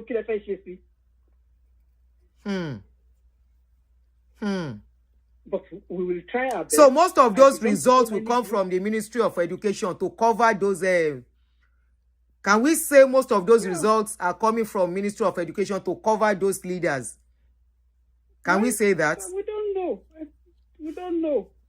Yes, Let us just continue to do our best. As you have said something earlier on, train your child properly at home.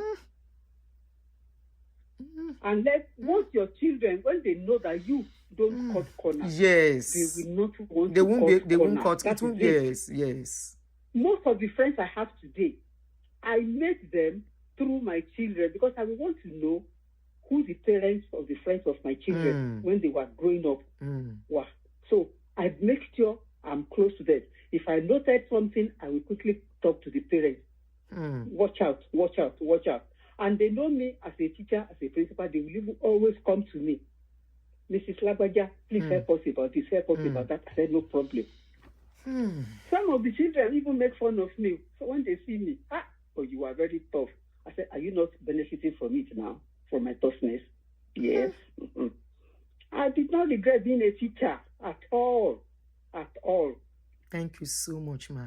Thank you so much. Thank you very much. Thank you so much. Eshe.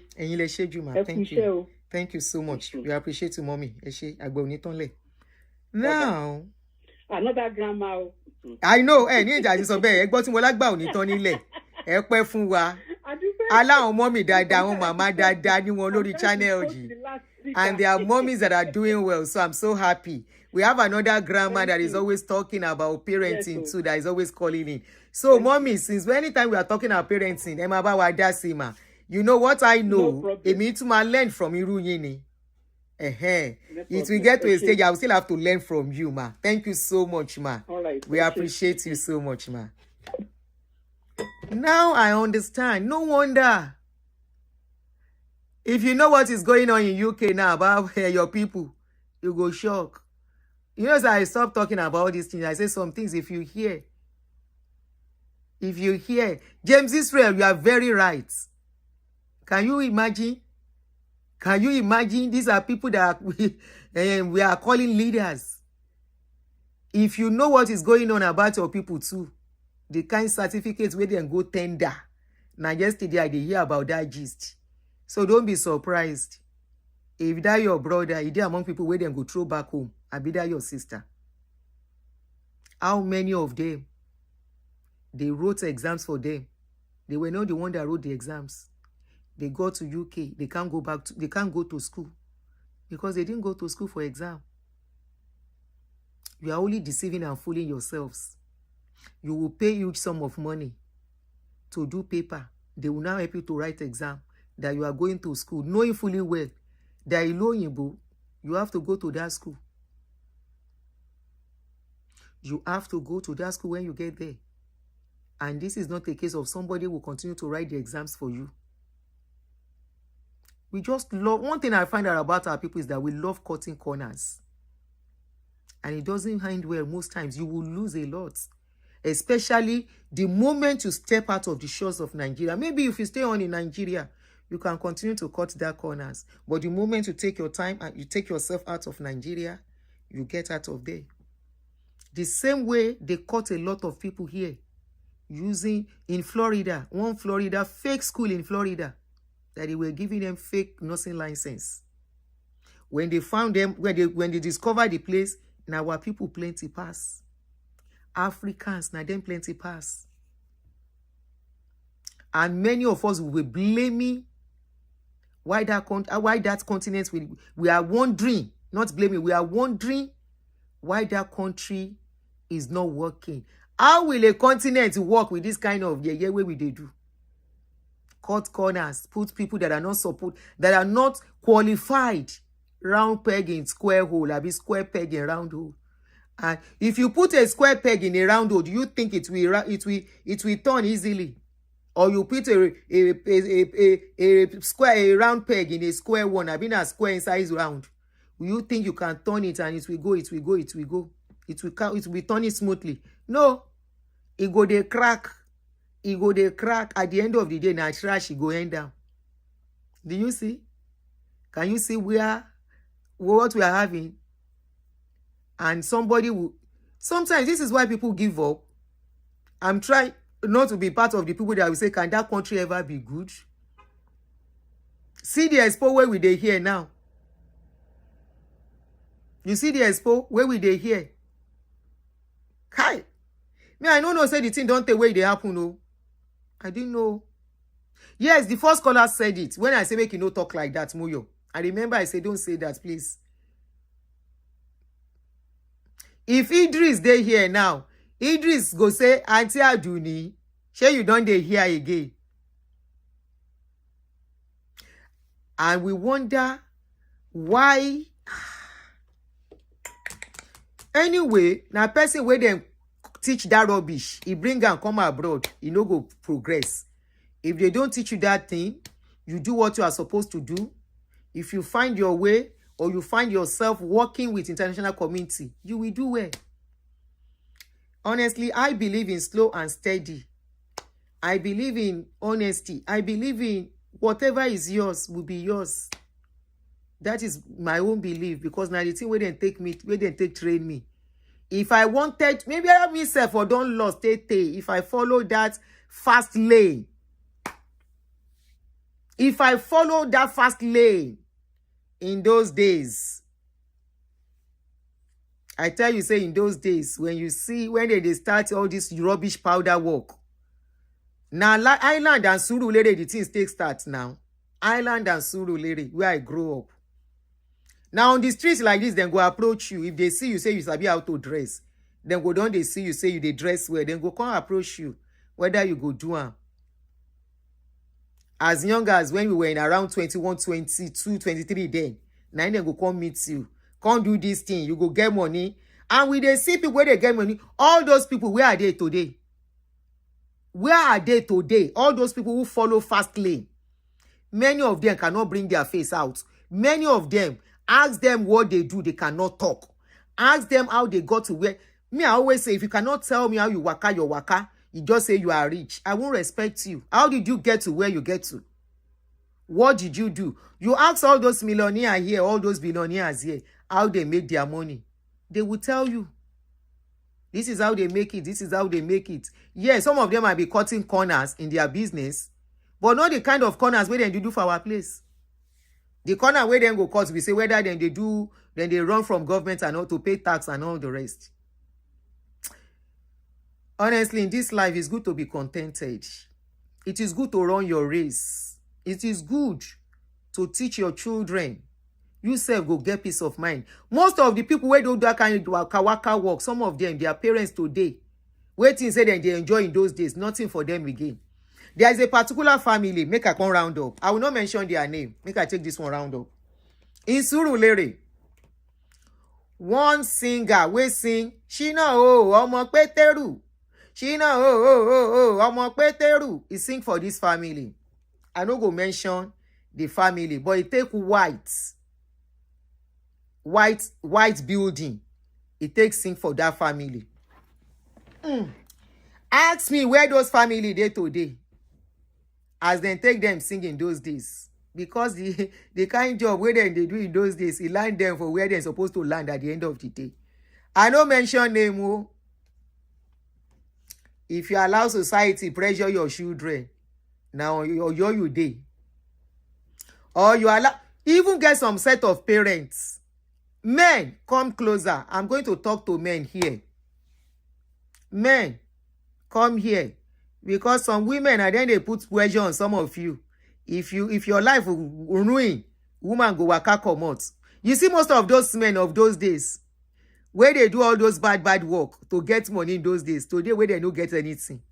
Right in their presence now, people they help them do kerewa for their wife, where they see where the women don't leave them. Some of them don't buy, the one where no buy them they there. Another thing, men, listen to me. No allow any woman put pressure on you. Now so school, my children have to go. Now so school, my children have to go. And when you want to marry, test the kind of woman you want to marry. Say this woman where I want to marry you, this lady. And all of that, their intelligence, the way they pride at work. Because now some of them they push all their men. So yeah, try them now, nothing go shele. Ẹlẹ́kọ̀ọ́ ọ̀run alásán tán ni ẹ́.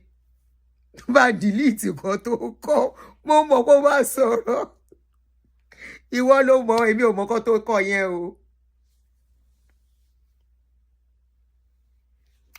If you let anybody pressure you, I remember in those days.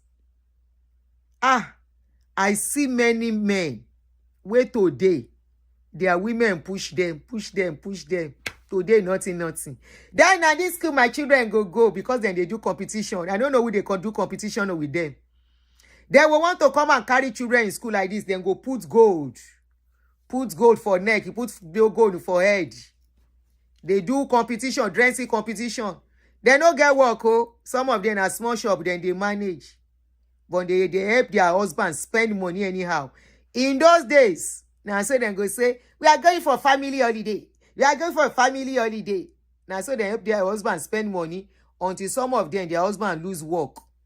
Investments, the man no get. Savings, the man no get. He don't take money, the woman don't collect money, finish, take do competition with her friend. My Mrs. Lagbaja is going for holiday and her family. Why is it that how many of you remember those days? How many? In the 2000, in the late 90s stroke 2000. Stroke middle or towards 2010. We are going for holiday. Now that time where banking they thrive well. banking dey thrive well. We are going for holiday. Now so then he get one man. Now so the woman finish him. I been him finish himself. Every holiday, this woman go say she must to travel. Every holiday she must say she go travel. And then they stay for rented apartments. The man think say now so the money go they come. Now so this particular year, the wife say we have to travel for holiday. As if the man know say something go happen to her. Now the man talk say, me I'm not traveling. The woman say, me I go. Me and the children we have to go. Now the man buy tickets. She and the children then go. Before they come back, now the problem start for their work. They sack everybody. They say they will be working on their benefits. The woman still dey holiday because na long-term holiday. This 3 months holiday wey children dey collect, na in dem dey. So they were in abroad. Why the thing happen? The following months, their rent due. It not only due, landlord will double rents. I think then they were paying 500. $9 landlord double rent to 1 million. Say na 1 million in one collect. At that point, that man was in a fix. He was in a fix, not only in a fix. By the time the woman will come back, they still have to pay children's school fees. If you let woman push you, now she go still abuse you, say you be useless man. By the time they are coming back, remember the man didn't know anything will happen. He was expecting that once he collects his salary, he will settle every other area. By the following month, whatever is even left over, he can still settle. You don't know, say work, you go. That was the time most of the banks were doing mass retrenchments. Like play. Now in this woman come back. She come back, she dey airport, call husband, come and pick me. Husband, as at then, the man was now feeling depressed. He now traveled to Abuja to go and stay with his friend to see what he can do. Now the wife come back from trip with her children. Come call the woman, say, we are back, come and pick us. Now your husband tell her and say, I did Abuja. He say, waiting happen. Say, when you come back, I will tell you. You know one tell her waiting happen while she was away. Say, when you come back, I will tell you. Find a way to come back home. Now she say she no get money for transport. The husband said, all the money I gave you, he said, I don't use it and buy things now. The man said, you use everything to buy stuff. He said, yes, because I thought you come and pick us. Now that day, that man, so he married useless woman. So, okay, let's even assume I gave you the money. Must you spend everything? The man can tell and say, no day. Make him find a way with the children. The woman said she no get money. And I think as at that time, I don't think there was transfer where you can transfer from one account to the other. I'm not sure it was then. Now she began cry for airport. Say who will come pick him. The man say, call somebody. Now friend, eventually she can't call. We can't pick her. When she reach house, the husband can't come back. Like few days after. The husband can't break the news to her. She can't ask the husband and say, okay, what are we going to do? The husband say, what do you mean, what are we going to do? There is no job. No salary is forthcoming. He said about the children. The man said, I don't know. Now she start fight. When the children can't resume, she can't go back to say make them hold on, say them go fine. Now the man can't say, come on. All the money I've been giving you, all the monthly allowance, what do they take and do? She said, well, you are giving me to buy stuff. Now the man said, so you are actually using it to buy stuff, not save. Now there the man no say, he enter wahala. 6 months after, the man never get job. She was not doing anything. Because the man was earning well. But they were not utilizing it well. Like play. 6 months after, 9 landlords make them come out for house. You know what the man do? The man live on for that house, pack one bag, he go Abuja. Now that thing break their marriage till that they talk till today. I don't know whether the man can't find the feet later or you know find the feet. Now I know, when she can't they cry, say the man wicked. I can't they look and say, you wicked? Waiting you they go do abroad. Waiting you put for abroad, where you they go do. It's not as if you are going there to buy business. You know, even as you go, you know, use sense, buy market, come back to resell. People where I know, when they go like that, no matter how small, then go buy market, bring them to resell. You just go, you go enjoy. You they do yawo lowo, you they do yawo lowo, they help the man spend money anyhow, and all of that. Now you don't come back, come face reality. I don't know as their life can be now, but in this life, before you go relax like this, make sure say you don't really dey level to do like this and relax. It is not over until it's over. And for us, for parents, forcing children, pushing children, teaching them how to cut corners, whatever you teach them, that's the life they will live. And cutting corners, in most cases, is not applicable in every way. It get where it get limits. That is what me I'm saying. As for this man, whether he make decision, this man, Mr. Dotun that we are looking, whether he make decision or he no make good decision by closing the school, it is not the story now. But when parents don't they come on school, I mean student from the school, how do you want him to pay the school fees? How do you want him, to pay the bills of the school, to keep the teachers, to maintain the school? To run a school is not cheap. You have to have enough students to run a private school. You have to have enough students. If you don't, remember you are going to be paying teachers. You are going to pay drivers. You are going to pay cleaners. You are going to pay other people, administrative staff and all of the rest. So where do you want him to be getting the money from? He made the decision and he said it's one of the reasons why he did it, because of his moral standing. He cannot do it. No be everybody sabi do wuru in life. Ireo, we have really spent a lot of time, 2.5 hours. I will see you guys tomorrow, hopefully in the evening, if not in the morning. But once, we can't do 2 shows tomorrow. Thank you, everyone. Thank you for everyone that called into the show to contribute. You are all. Oh, again, we call you Sister Ngene. She was a teacher too. I didn't know she called. So let's make her the last caller.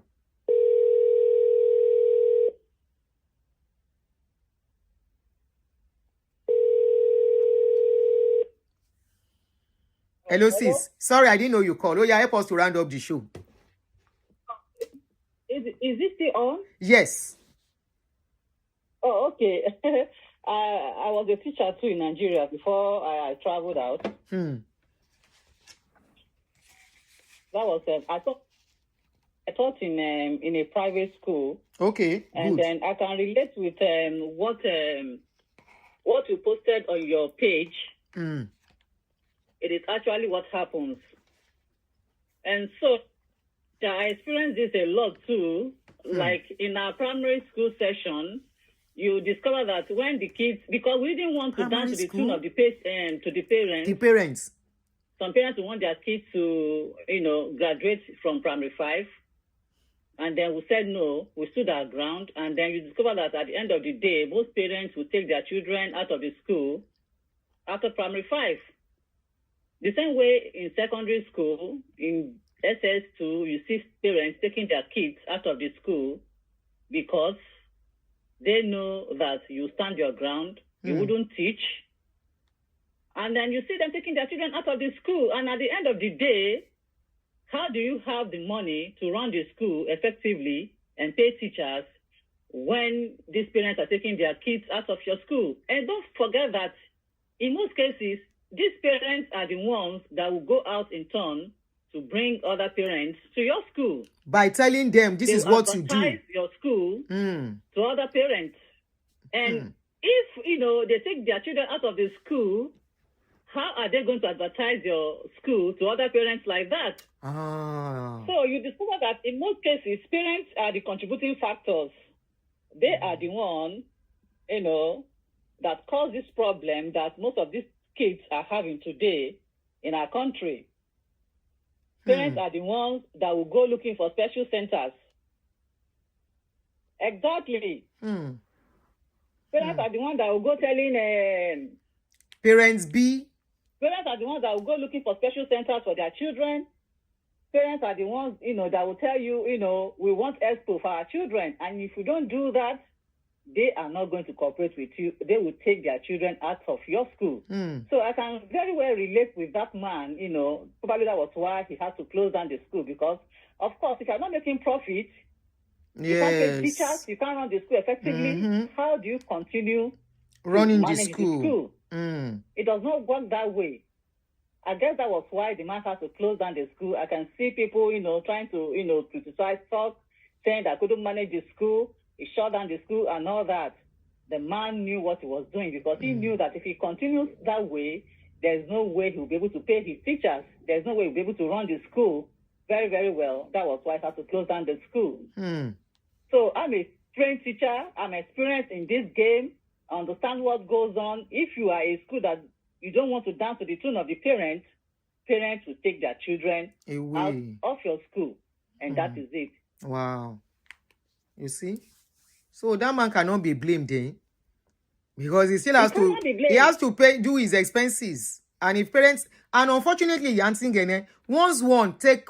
one of them just take one child like this, the rest will start taking their child. And they will not say the reason. Exactly. They will not say the truth why they are withdrawing that child. They won't. They won't say the truth. They will lie against the school. They won't. Some parents can lie. And if you are the type that do expo in your school, you see them telling others, take your children to that school. That school is good, though. The school is good, though. And they will still not say the reason why the school is good. They will still not say the reason. They won't. Yeah? Thank you so much. I'm glad you called in. Thank you, ma. All right. Thank you. Bye-bye. When are we going to have our show? I will call her. I want to bring Auntie Ngene Joy. She wants to feature on our channel concerning, let me keep it. When it's time, we'll talk, we'll call.